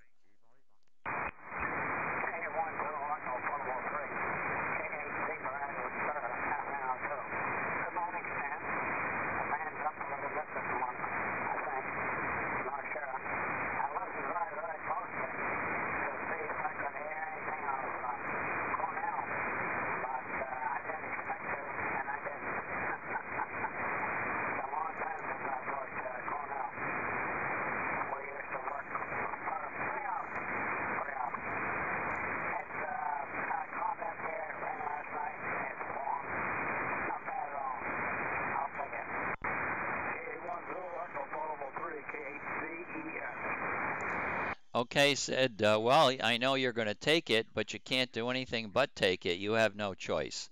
You have no choice. So whether it's 40 degrees or 50 degrees or 0 degrees, it is what it is. It is what it is. So yeah, you're sounding good this morning. Yesterday was really, really rough with the low power, and couldn't make things happen at all with sideband, but a little bit of CW.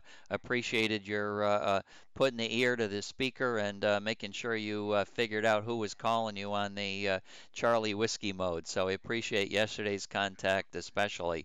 But nice to have no ice on the antenna. And fine on Cornell, not hearing Cornell. Yes, Cornell puts in one of the big signals out of Virginia for sure in our neck of the woods. That's something he's always done. I talked earlier this morning with Victor Alpha 3 Whiskey Lima Delta. He has a friend that has one of those long M squared Yagis, the 51 footers that you had, a pair of. He's got one and he's considering possibly putting it up in conjunction with another antenna with a broader beam width for this contest season. So we may get to hear another one. And I related the story of my memory with your pair of them. There wasn't a thing that I could work that you couldn't work. You could work exactly the same stuff that I could work. It's just that you had to get the flashlight right on them in order to work it. So I don't think that's the antenna for the beginner. But if you're experienced and you realize it's a tool in the toolbox, you can make great contacts with that long antenna system for sure. Over.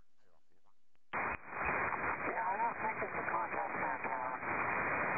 Well, maybe part of the contact, but 90% of the contests are easy. And you don't need beams like that. On the other hand, when the contest gets going slow, it would pay, I guess, to use the flashlight and get to the weak one. I don't know. It's an argument. You could work Radio Mike Charlie. close ones, rather close ones, while you're working on one long one. I don't know. I'm not that. I didn't figure that one out too good. I can like to have a good score, no problem there, but it's rough. It's rough, that's for sure. Okay, let's go. Get to the walk.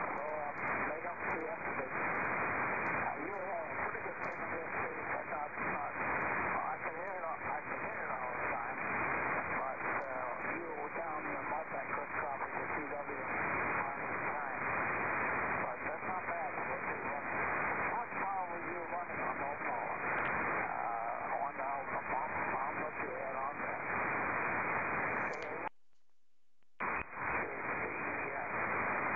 Okay, Sid, very good. We've got Tim joining us, KB2 Radio Mike Charlie. Good morning to Tim. While I was running at the time, I think I was running 10 watts. I was running 10 watts, and at different times in the morning, I found that I could run different kinds of power. Believe it or not, as the morning got on, the amplifier shut off at much lower drive levels. So when I was talking on sideband, I couldn't make my peaks, my voice peaks. I had to make them very quiet. Otherwise, it would automatically kick the amplification out. So bottom line is, I believe I was running about 10 watts. 10 watts, but at one point in time, anywhere between 10 watts and 80 watts is what it could have been. I have no clear method of measuring power out, though. It's only just relative, so that's what it is. Sid, fine on your comments with the long antenna and contesting for sure. I agree with you. You got to remember our good friend KA2LIM. You need a lot of tools in the toolbox. The long antenna for contesting is a great tool, but you need those other tools for the 90% of the contacts that you don't want to have to point the laser beam at them. So it's nice if you have a lot of different antennas. Maybe KB2RMC is hearing you. So KB2RMC, KA1ZE Portable 3 with K8ZES. Hi, Tim.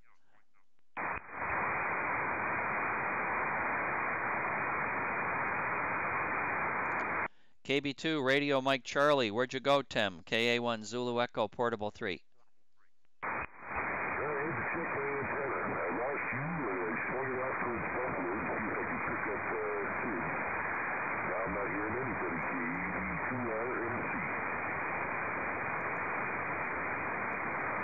Okay, Tim, very good. Well, I'm going to try to move my small antenna in your direction right now so you got a better chance of hearing me even with your antenna pointing at Sid. Um, Sid, why don't you make a transmission, and Tim over there in FN12 is going to have listen for you. He'll be moving his flashlight from Kinesis, New York. So, Sid, make another transmission, and then we'll see if KB2 Radio Mike Charlie can hear you. So, Sid, go ahead. Go ahead.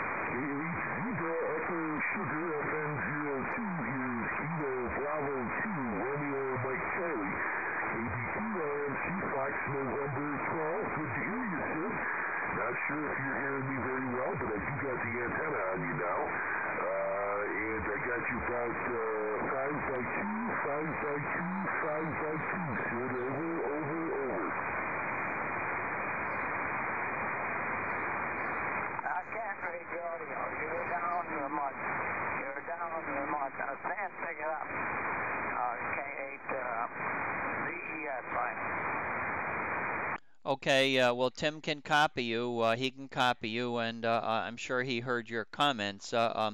Your, I don't know, your audio is like my audio is a lot of times. It sounds like you're eating the microphone a little bit too close, so your clarity is down, and maybe that's why Sid's struggling to hear your words. But Sid can tell you're in there, but he's not hearing your words right now. Tim, over.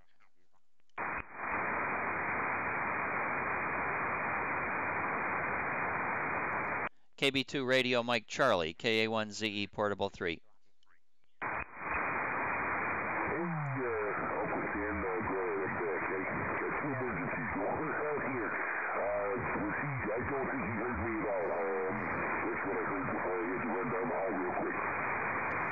Oh, okay. Well, Sid, KB2RMC had to run down the hall, so he missed your report. Well, he could tell you were in there talking, but could not understand your words, Tim. Over.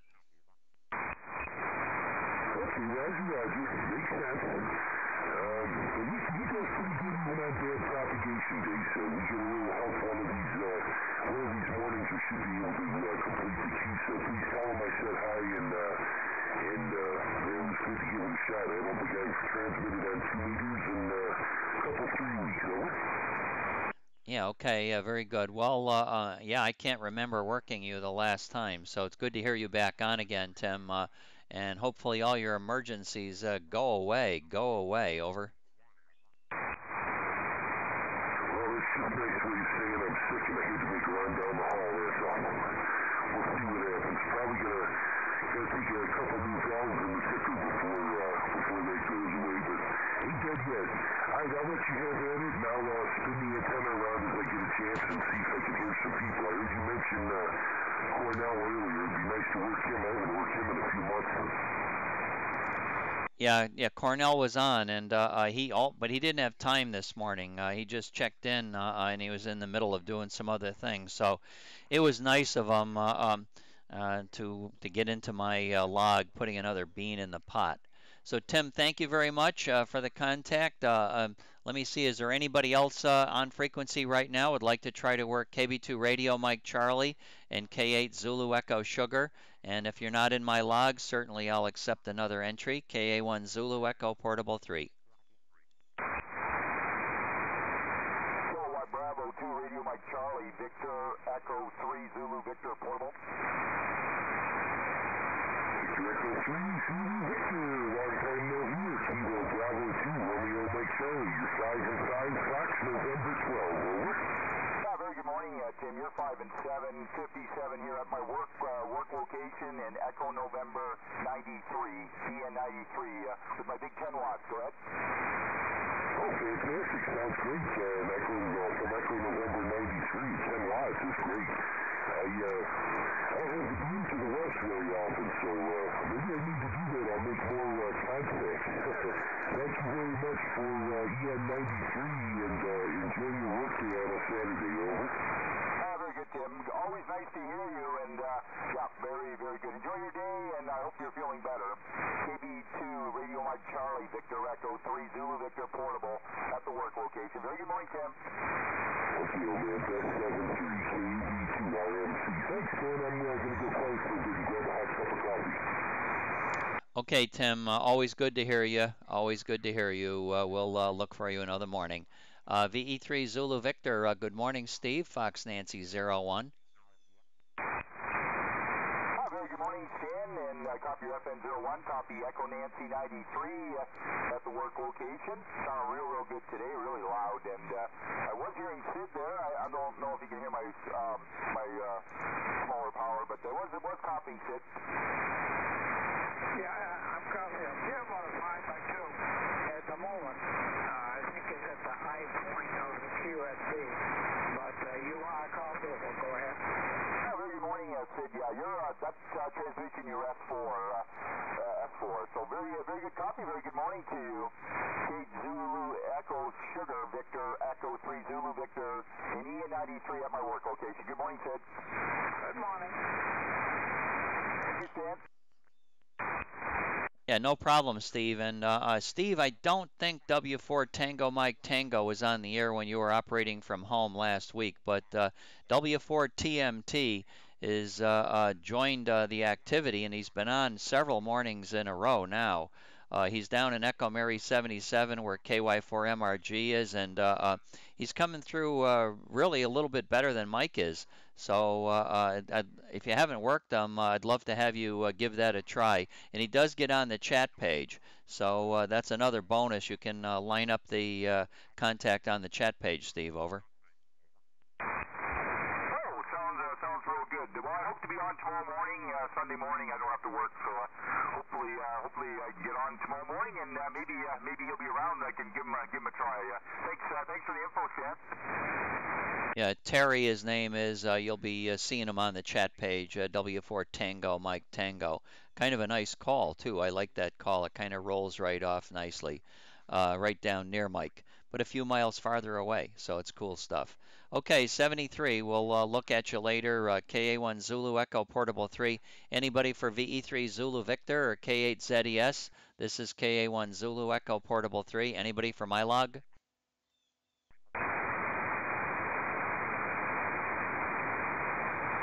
Okay, I'm going to move out east.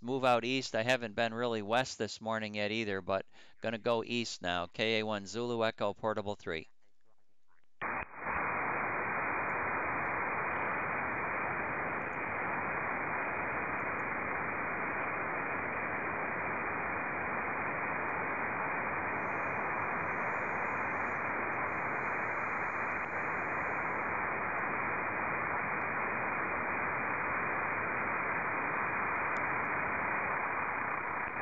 CQ from KA1 Zulu Echo Portable 3. KA1 Zulu Echo Portable 3, CQ.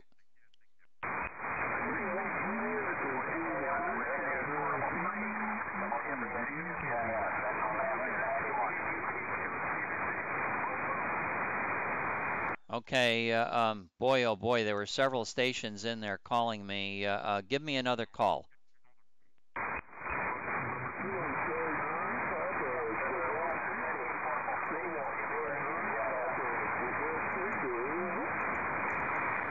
Okay, moving my antenna out west, I hear KC9PQT and I think KC8YJB. Bernie are in there too.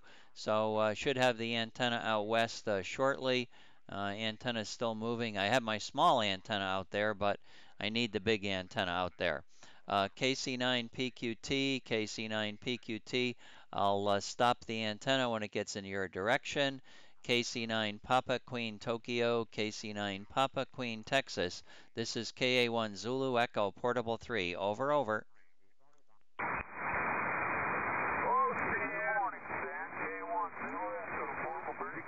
Hi, Pete. 1 minute, please.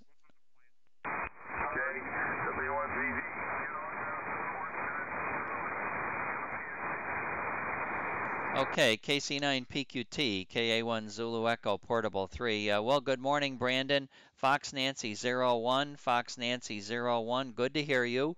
Good to hear you as always.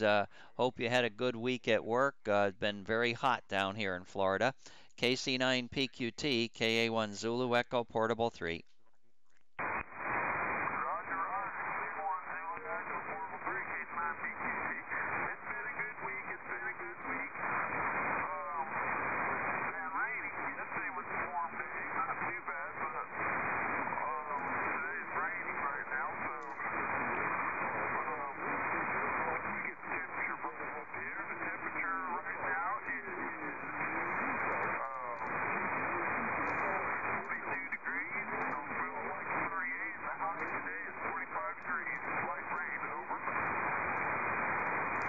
Okay, very good. Fine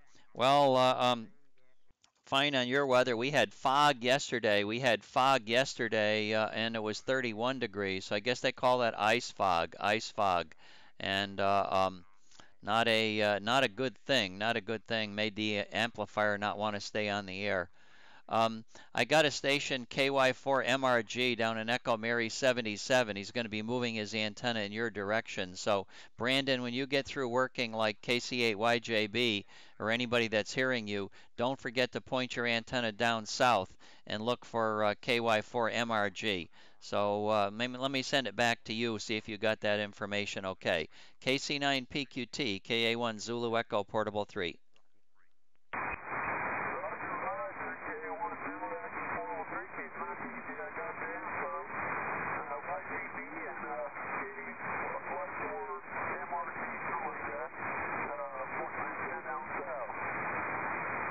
Okay, also you want to look at Echo Nancy 81, WB8 Victor Lima Ocean, and you want to look at Echo Nancy 72, WB8 Alpha Hotel Tango. So if you've got a piece of paper, I'll tell you where to point your antenna. So here goes. Kilo Charlie 9, Papa Queen Tokyo, to KC8YJB. You need to point your antenna there at 63 degrees. To Whiskey Baker 8, Victor Lima Ocean, you need to point your antenna at 36 degrees. At Whiskey Bravo 8, Alpha Hotel Tokyo, you need to point your antenna at 12 degrees. And for Kilo Yankee 4, Mexico Radio Germany, you need to point your antenna at 171 degrees. So please make some noise and log those stations if you can. KC9 Papa Queen Texas, KA1 Zulu Echo Portable 3, over.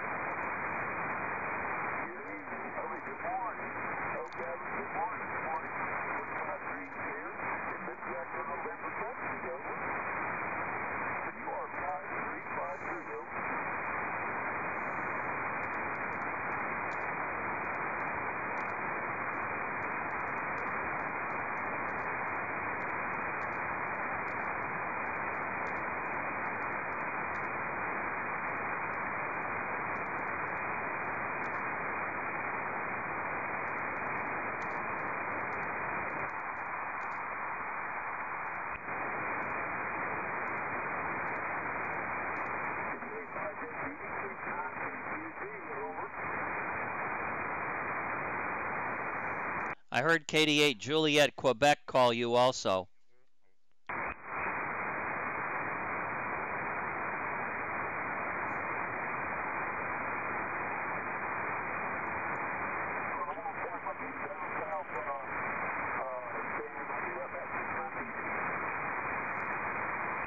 Okay, Roger.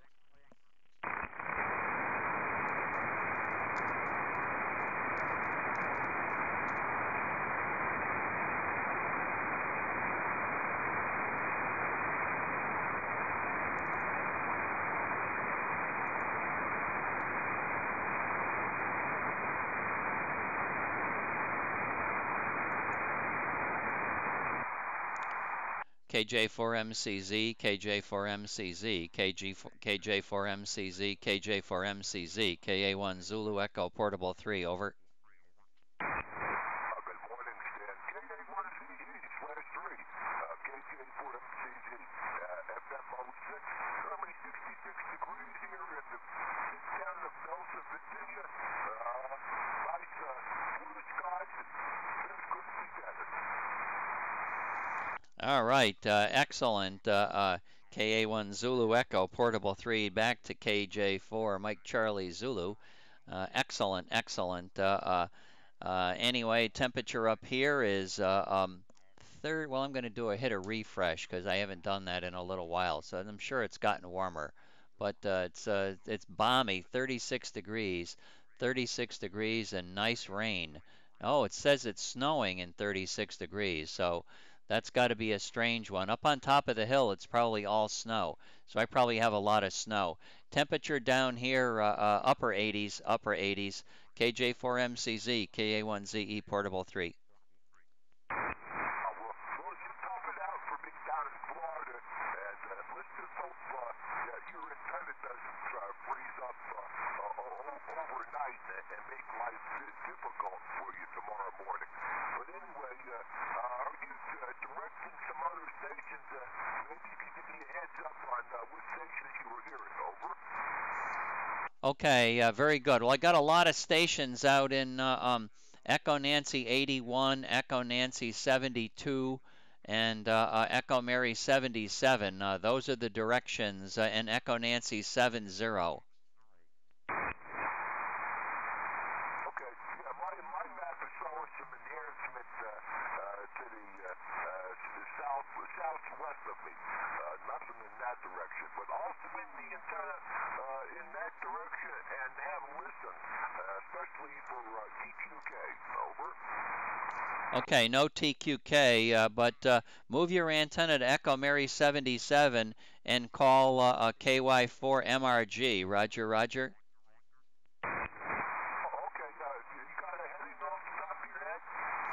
Yeah, I do. Let me pop the number in here, and I'll give you that number. So, okay, KJ4 Mike Charlie Zulu, and I want you to work Kilo Yankee 4 Mike Radio Germany. You want to point your antenna at 285, 285, Roger. Okay, 285, going there now.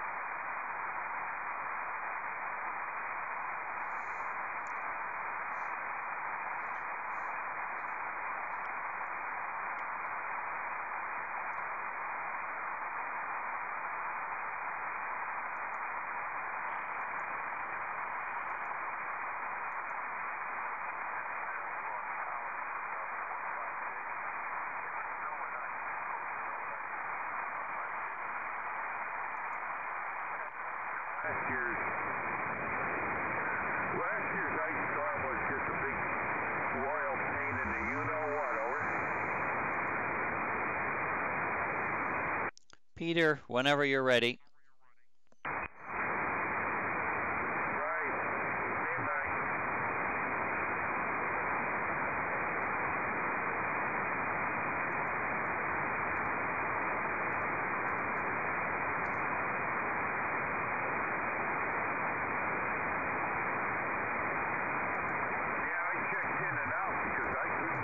So I got the beam around that jet.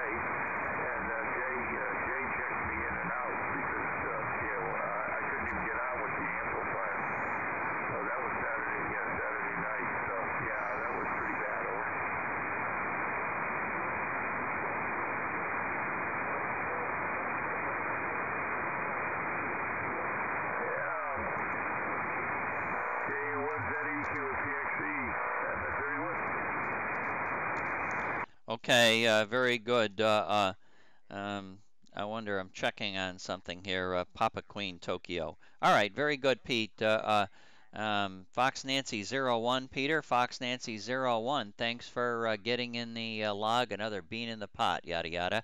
K1PXC, KA1ZE Portable 3. Yes, and does your chewing gum lose its flavor on the bedpost overnight? I suspect not. Never chew gum. I never chew gum. As a matter of fact, they used to do silly things in the high school yearbook. And one of the dislikes I had in high school was gum chewers. I don't know why I put that down, but I thought it was a little bit different. I suspect that's why I did it. Over. And you alienated your class for the rest of your life, huh? I suspect so because there are a lot of people, including Linda, that Linda still chews lots of gum. I think I just don't like that at all. I never did. Actually, I was, a light to moderate gum chewer. But the best part of that song, of course, is if tin whistles are made of tin. This is how this whole thing got started, because it's foggy down in Virginia. And we got all three stations reporting fog, all three I worked. And so, if tin whistles are made of tin, what do they make foghorns out of? Oh, yes, Peter. Ah, yes. Very good. Well, that fog yesterday, Ron explained it nicely. I was wondering how fog yesterday, how I could have fog when the temperatures were below freezing, but he said that would create nice ice fog. He had it quite often, well, not quite often, but occasionally he had it on the hilltop up in Bristol when he lived up there. But that creates a nice ice coating on the antenna. Must be pretty, but amplifiers don't like it. That's right. It's kind of a two-edged sword. These amps are pretty sensitive to those kind of things. I had that last Saturday night into early Sunday morning, and it cleared up about the time I worked you, I think, last Sunday. And so I don't think it's going to happen tonight, though, I hope. It's supposed to rain again. But we really couldn't check in on Ray's Chesapeake Bay net. So because of the problem, the amplifier wouldn't go on, and I could have played the game of trying to cut the power way back or something like that. And I said, no, forget it. I just used the 20 watts and got a hold of Jay and said, tell Ray I'm in and out. And that was that. So there you go. So you never know what I'm going to come up with here. A crazy song like that. And I'm tired of hearing about fog. We had enough fog here. Wednesday when I went downtown, it started out. It looked like one of the foggiest days I've seen in a long time. It was so foggy I could even tell it was foggy. Over. Okay, very good, Pete. Well, yeah, fine on the fog. What do you mean you couldn't tell? You can tell everything. You just open the window. How could you not tell it was fog? Well, I still had Christmas decorations in the window, so I couldn't open it. Guess what? Christmas is almost put away.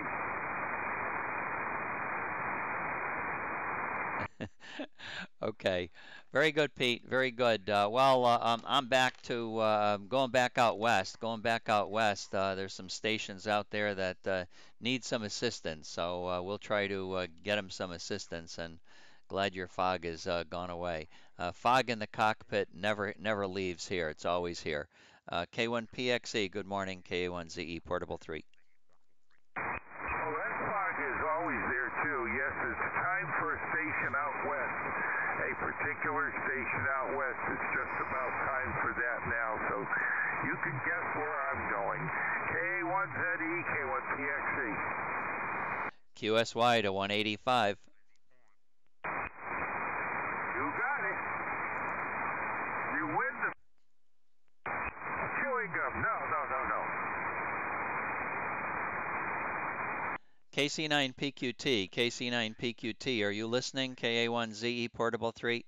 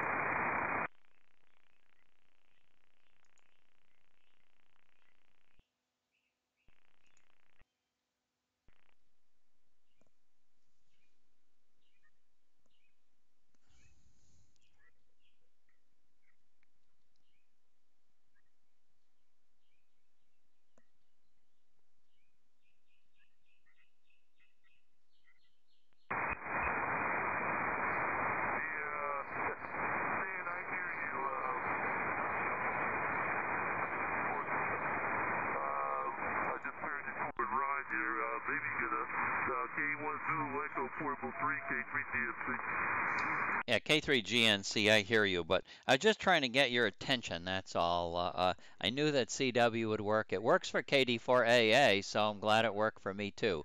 Fox Nancy 01, and how have you been doing, Jerome? Over. Okay, very good. Good to hear you on K1 Zulu Echo 403, K3GNC, Fox Nancy 20. Yeah, long time. I've been trying to get stuff fixed today. The reason I'm not on is because I can't control my rotor remotely. I have the PST program, and I just got to integrate that somebody recommended. Hopefully I get that tried today. I don't know if I will or not. So that's my problem now. I can't rotate.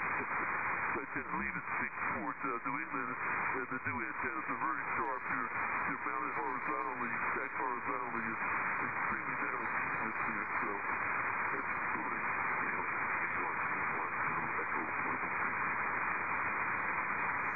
Okay, signal took a dive right at the end. You were really strong. You were probably 25 dB out of the noise, and then you dropped down at the end all the way down to about 6 decibel level, 6 decibel level. So I'm sure the signal's going to come back up, and you'll probably be able to hear me once it comes back up. So just mumbling until that happens here. Anyway, yes, I recommended PST Rotator. I like that program a lot. I think you'll enjoy it too. I think that'll do the job for you. You can do all kinds of things with it, and I know that's a nice program. And it works remotely. It works remotely. So very good. Well, we'll say 73, Jerome. And Jerome, when you're doing your article for the pack rats, please mention my name again. Please mention my name again, and mention the quest for 10,000. I would like to get those 10,000 contacts by the end of the year, and I'm sure that if everything stays together, that'll probably be very doable. Your contact number 1945. Contact number 1945, but not a bad thing to let the rats know that somebody's out there trying to make QSOs every day on 2 meters anyway. Any mode will accept contact. So thank you very much, Jerome, and always enjoy reading your little blurb in Pack Rats. K3 Germany, Norway, Charlie, KA1 Zulu Echo, Portable 3. K1 Zulu Echo 403, K3GNC. I got the antenna on you. Man, they're very, very sharp. I just moved them a little bit and I lost you. So anyway, we'll get some data there, Stan. We got to get to work here towards Buzz Rain, and we'll get home before it rains there. K1 Zulu Echo 403, K3GNC, 573. 73. Thank you, Jerome.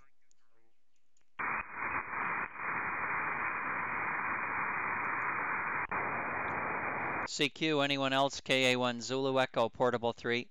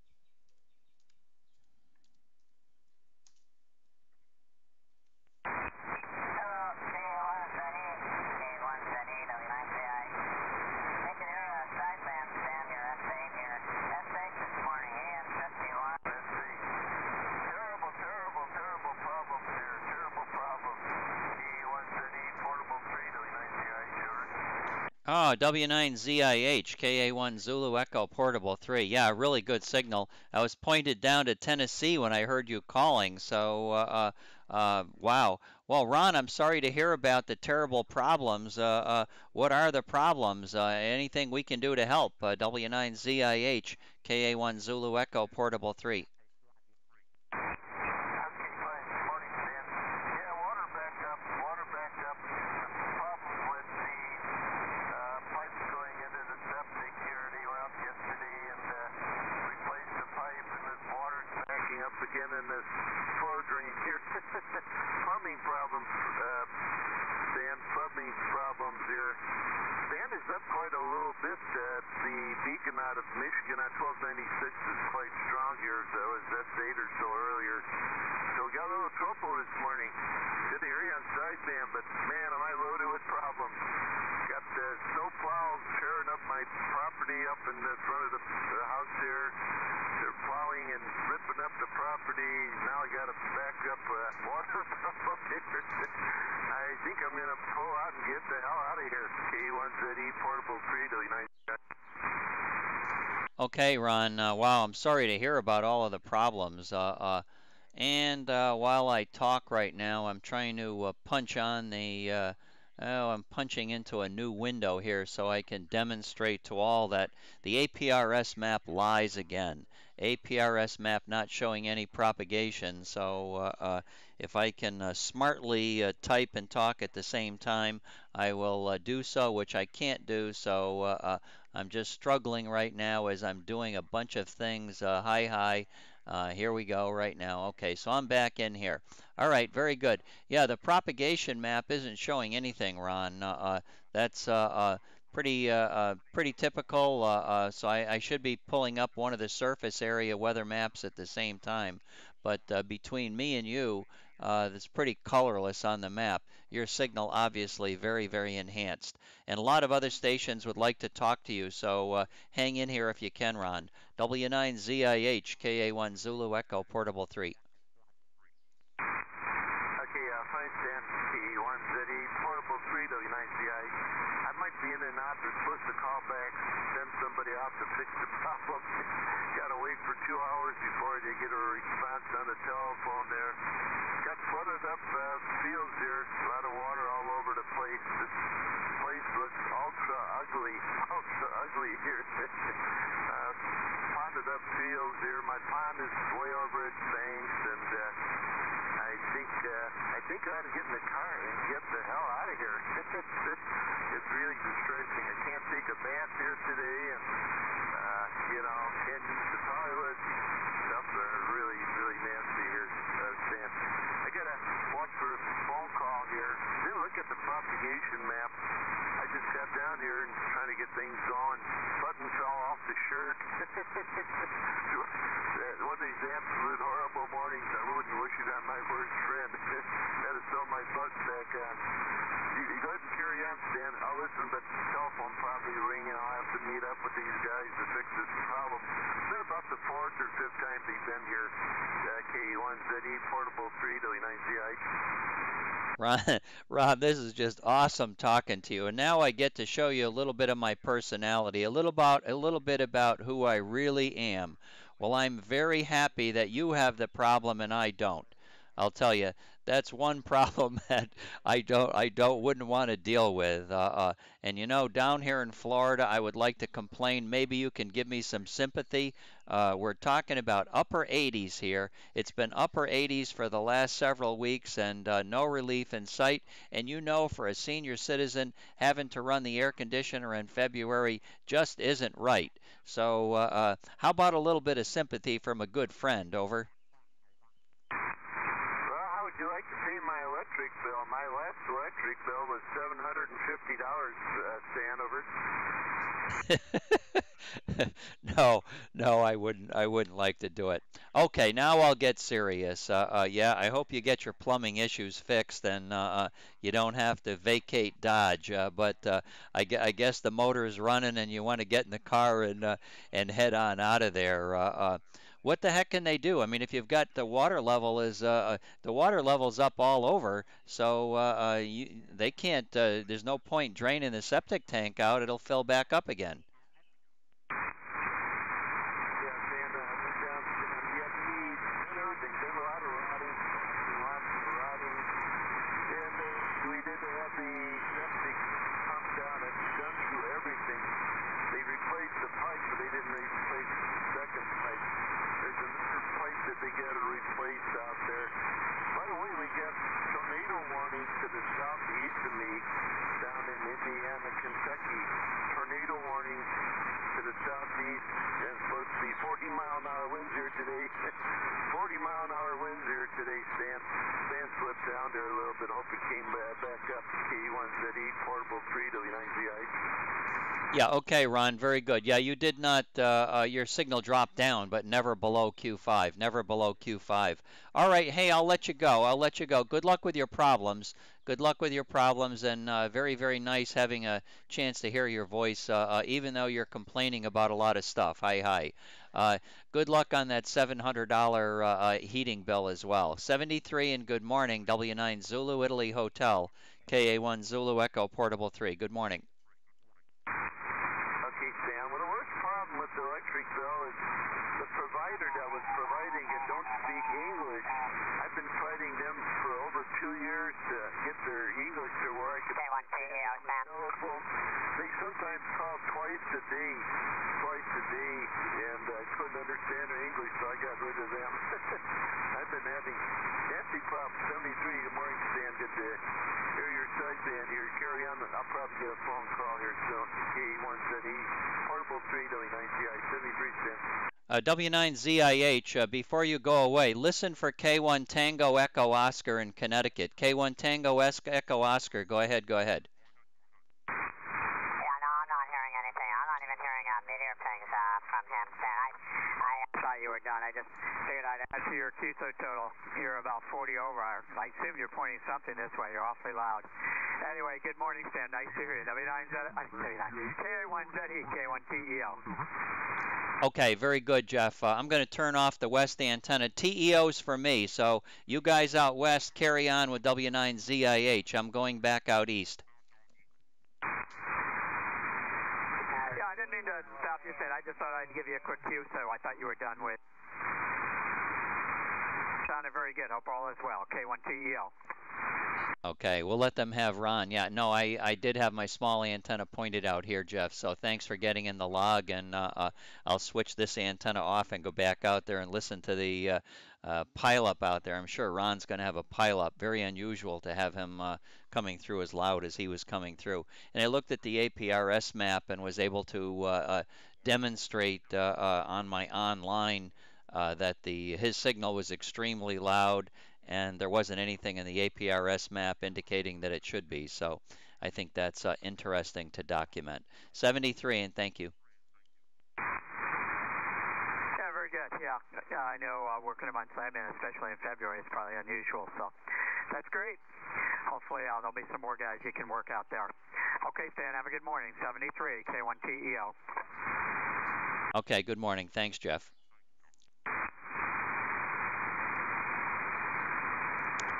Very interesting. 560 miles sideband contact, guys, real easy. And the APRS map not showing much. Here I am in north central Pennsylvania, and here Ron is out on the other side of Chicago, and there's not much color in between, that's for sure. Looking at the surface analysis map, I can see that we've got some rain between us, and we've got pinching where you got a low pressure line down to the south, a high pressure line up to the north. I don't know. I can't figure this stuff out, but that's what the map looks like. And there's good conditions from right here under this H all the way out to the other side of Chicago out here.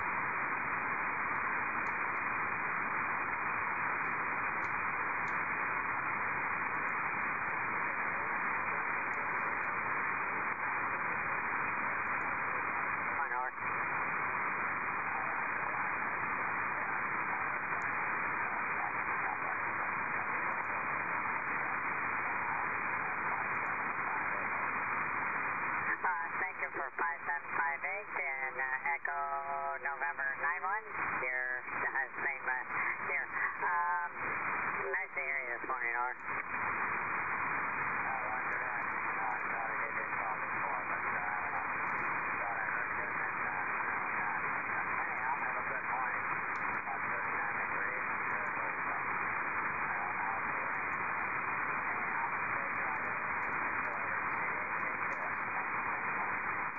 Okay, Don, thanks for the contact this morning. Yeah, I was on different frequencies and all over, you know. Take care. We'll talk to you later. KD8JQ, WBABLO. WB8AHT, WB8AHT, KA1 Zulu Echo Portable 3, over, over, over.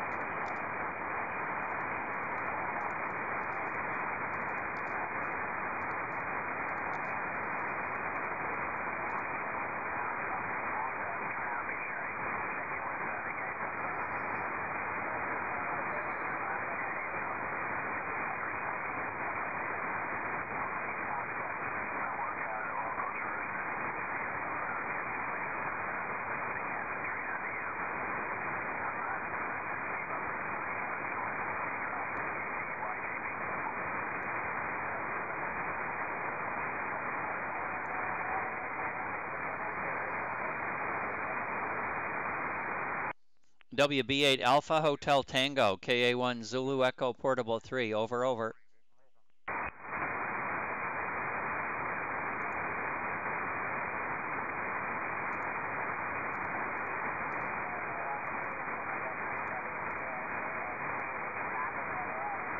Yeah, Roger, Roger, WB8AHT, KA1 Zulu Echo Portable 3. Good morning, Steve. Good morning, Steve. K1 Tango Echo Oscar from Connecticut was really, really strong, so he covered you over. Fox Nancy 01, WB8AHT, KA1 Zulu Echo Portable 3, over.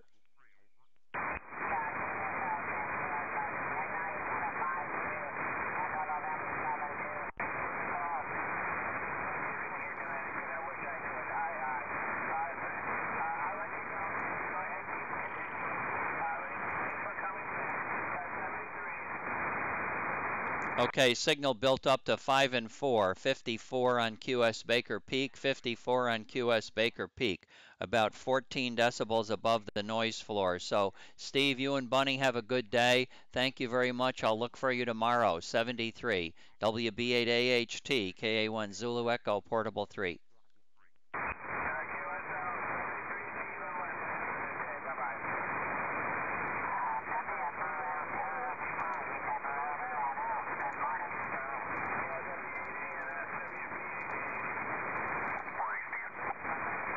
Fox Nancy 01, KC8YJB, go ahead.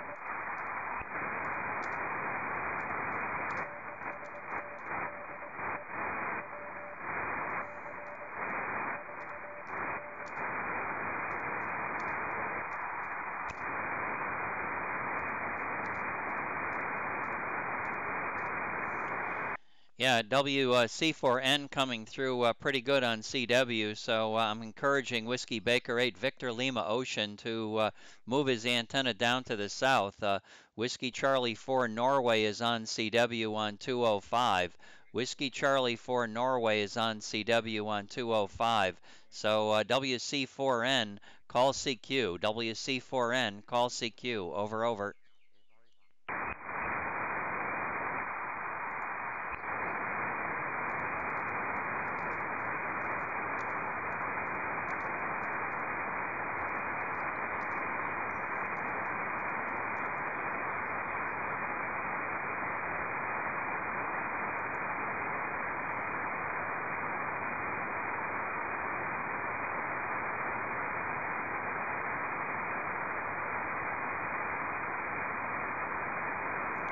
Yeah, W8ANS. I'm not sure if have you got your antenna down south yet, Andy? Over.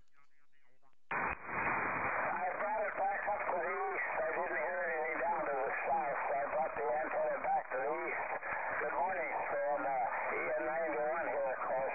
KA1ZE, W8ANS. Okay, Andy, very good. Mike's not sending at the moment. He just was, so I'm encouraging him to call CQ right now.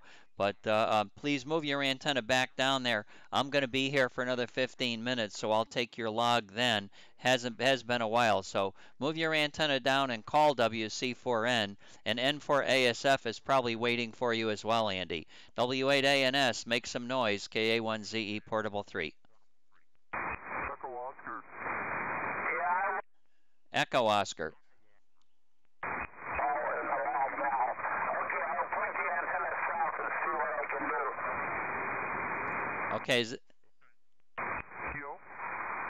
Oh, good morning, Jeff. K1TEO, W8ANS, EN91, of course. Okay, Andy. It's been a while. Just thought I'd say a quick hello. I know you want to point your beam down to the south. You're 5'9", a little over 5 and 9 here in FN 31 this morning.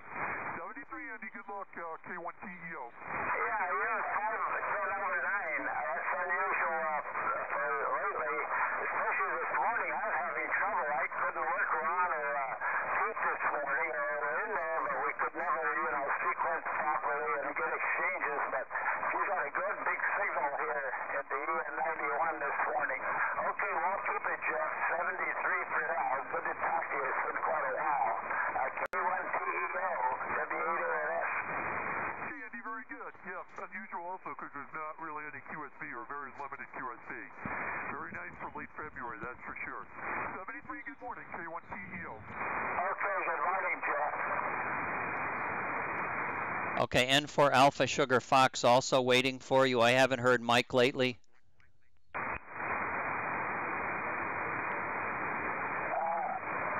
N4ASF's name Mike? I keep calling him Dave. Stan, give me a info on that, over. Okay, yes, N4 Alpha Sugar Fox is Dave, and Mike is Whiskey Charlie for Norway. So Dave is waiting for you, Andy, and I don't know if Mike is looking your way or not. So go ahead and call N for ASF.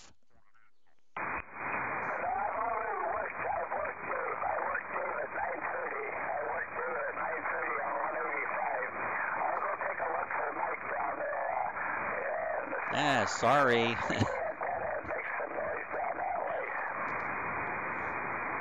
Okay, very good, Andy. You make noise in the direction I see you've already communicated with ASF. So 73.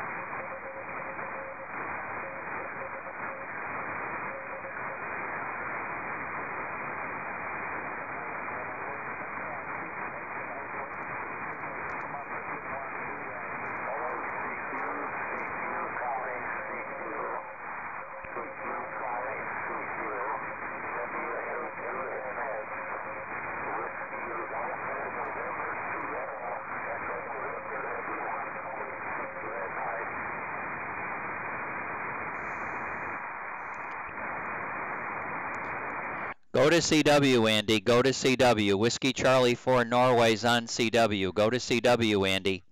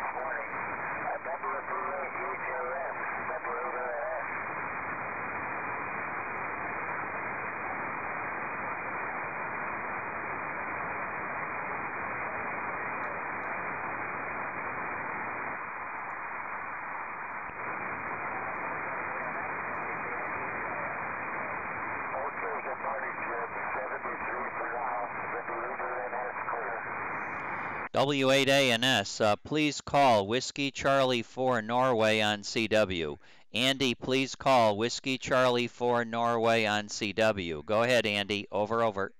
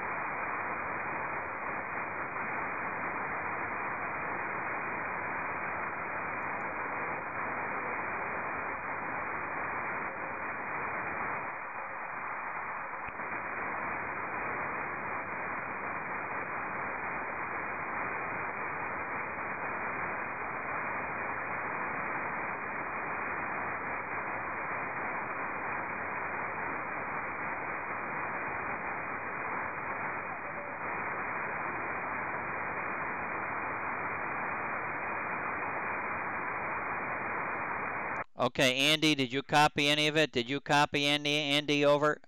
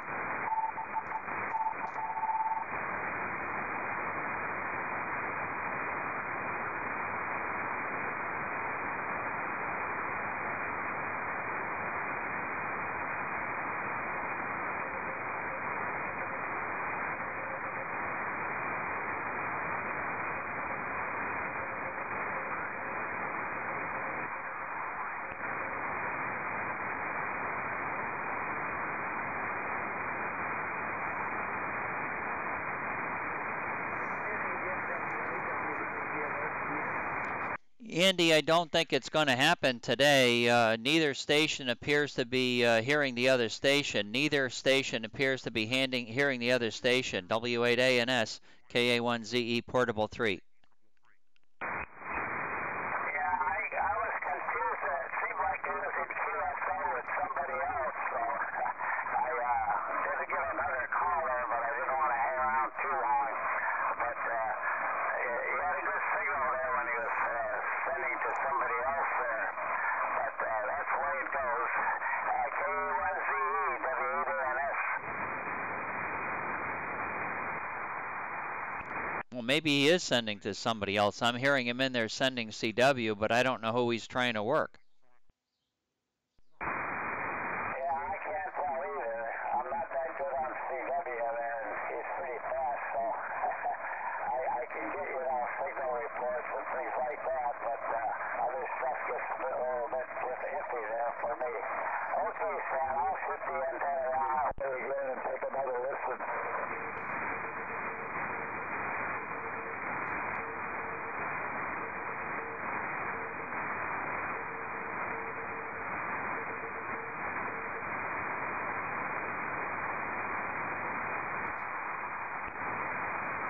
Yeah, he's identifying with his call letters, so he must be ready to work people. That's what I think.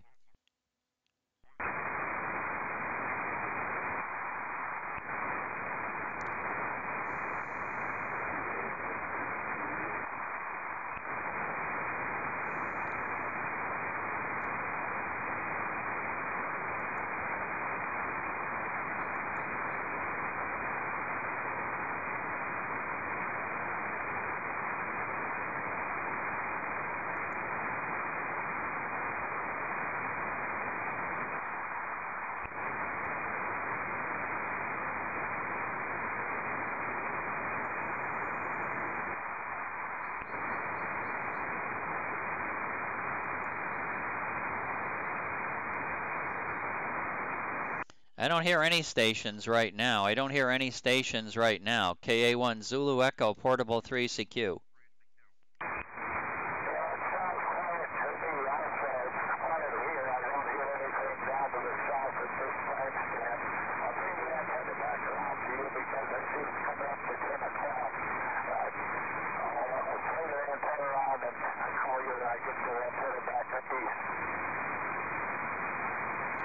Okay, very good. Well, let me see if I can log a couple more while you're moving the antenna.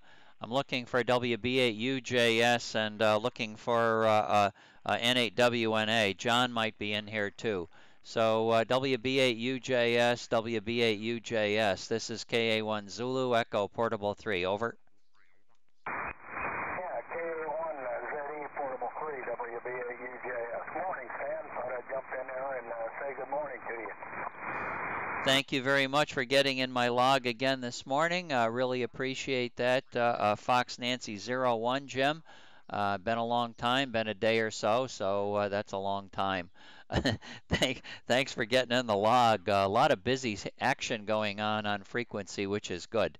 Let me see if I can pick up a station out in Detroit. There's a station in Detroit that's might still be listening. N8 Whiskey Norway Alpha, N8 Whiskey Norway Alpha, are you here? KA1ZE Portable 3.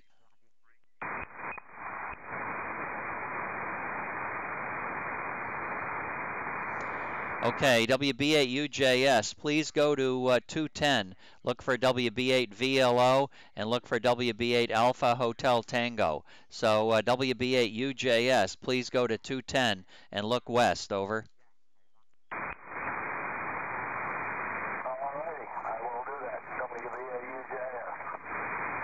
UJS going to 210, going to 210. Are you on frequency, John? Whiskey, yeah, Norway 8, Whiskey Norway Alpha, Norway 8, Whiskey Norway Whiskey Alpha, KA1 Zulu Echo Portable 3.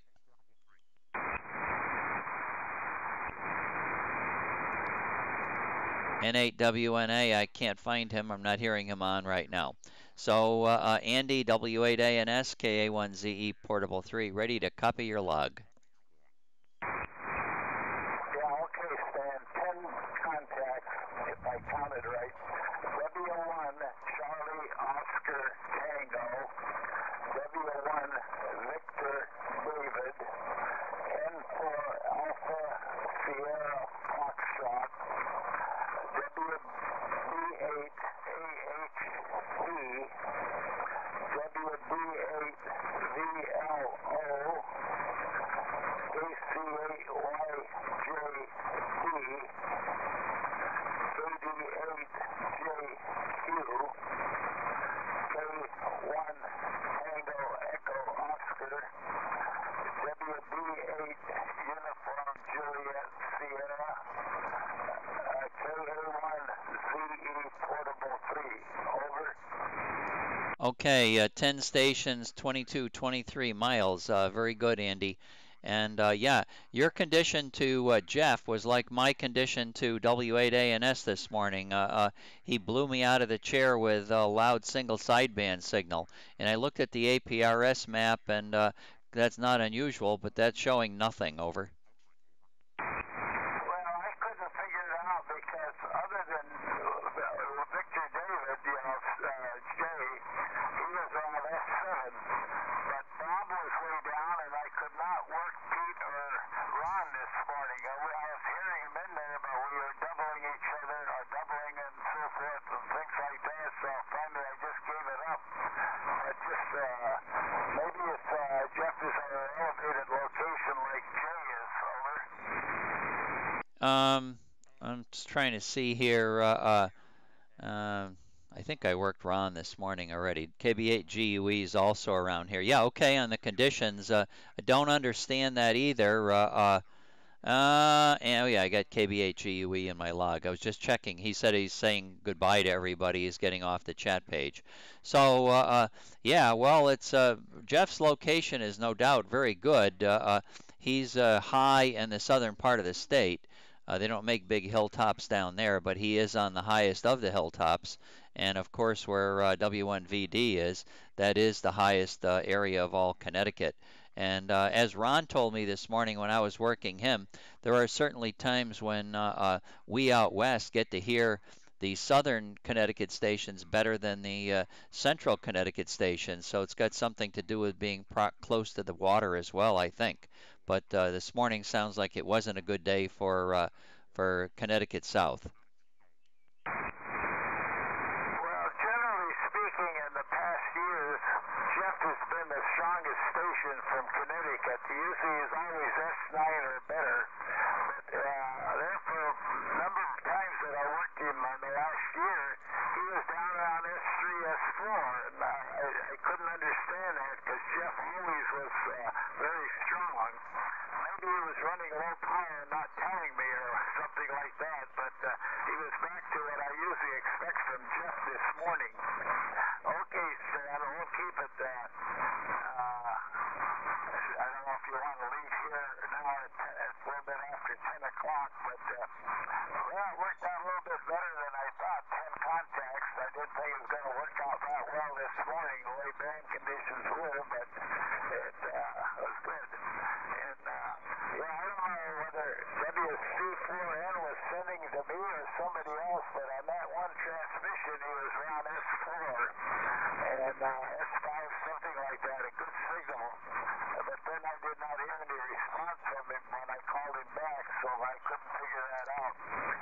Okay, back to you, Stan. Over. Yeah, okay. He appeared to be coming through quite well to me all the time, and from what I got, was, you know, I got his call sign a few times, and it didn't appear as though Mike was working anybody, but he might have been, I suspect. But I think he was just announcing his call sign, and my communication on the chat page with him was very limited. Also, Ron, I'm also. Whiskey Zulu 1 Victor got enough information from you for a QSO. So I'm putting Whiskey 1 Victor in your log as well this morning, Andy. Over. Okay, fine. Well, I wasn't sure. I sent him a report there, and then I didn't hear him come back, and Jay said that we were doubling, so I guess I figured out there at the end of my transmission before I turned it over to him. But anyway, it's one of those 205 situations, Stan, over. Yeah, absolutely.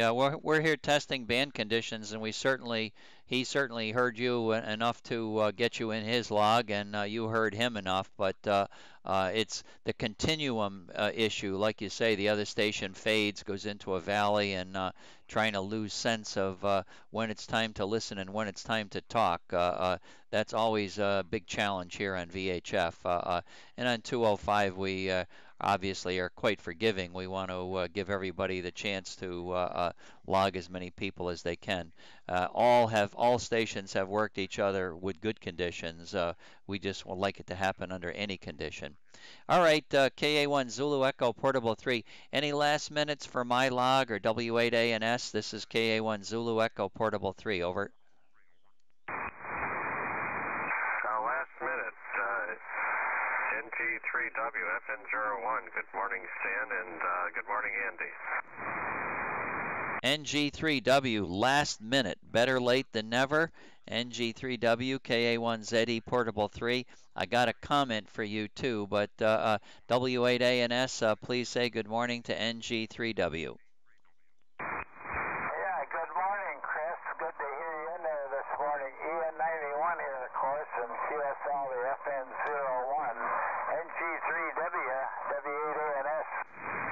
Okay, Andy. Copy you fine here in the valley, as usual. And nice to catch you again after a week at work. You probably still remember what it's like to go to work. NG3W. Yeah, okay. Well, it's been a little while, but good to get you in the log this morning.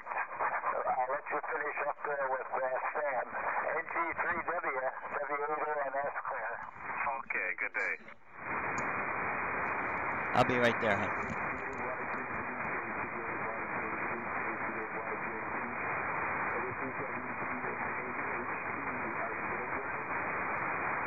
Okay, KC8 YJB calling WB8AHT. And one question for you, Chris, before I forget, my feeble mind will definitely forget. It has in the past. It looks like the squelch, maybe, hopefully it's locked way up high for some reason. When I look at my receiver, which I don't use, the TS2000, when it's being in the receive mode, the S meter shows full scale. So that's indicating to me the squelch is on. I have no idea why the squelch is on. It doesn't matter. I don't use the radio. I just was curious as to whether the radio had broke. So if you're out there sometime and you can peek around with a mirror or something, see if the squelch control's been moved way up, okay? Yeah, will do. Will do. I'm going to head up there with some tinfoil sometime for the modem. Yeah, 3 weeks and I'm finally over my flu bug. So things are melting off nicely and we'll take it. Well, we got it on the list, Hanover. Yeah, otherwise I was going to forget. So thank goodness I caught a hold of you. I kept saying to myself, I got to remember to tell Chris. Got to remember to tell Chris. Looked like we had fog when the temperature was below freezing, so the radio was off the air one day, I guess yesterday morning. So is that something you noticed too, fog but below 32 degrees? Yes, there was freezing. In fact, they called schools off. The back roads were all iced up. Over. Ah, okay, that explains it. All right, well, very good. I can't hang in here right now. Linda and I are about to get started with our day, but glad I got you in the log, even though it was last minute, and glad you're over the flu. We'll talk to you later. NG3W, KA1ZE, Portable 3, and 73 to you too, Andy. Go ahead, Chris. Okay, we'll catch you maybe tomorrow morning. Feel a lot better. NG3W. See you later. Roger, roger. Dit, dit.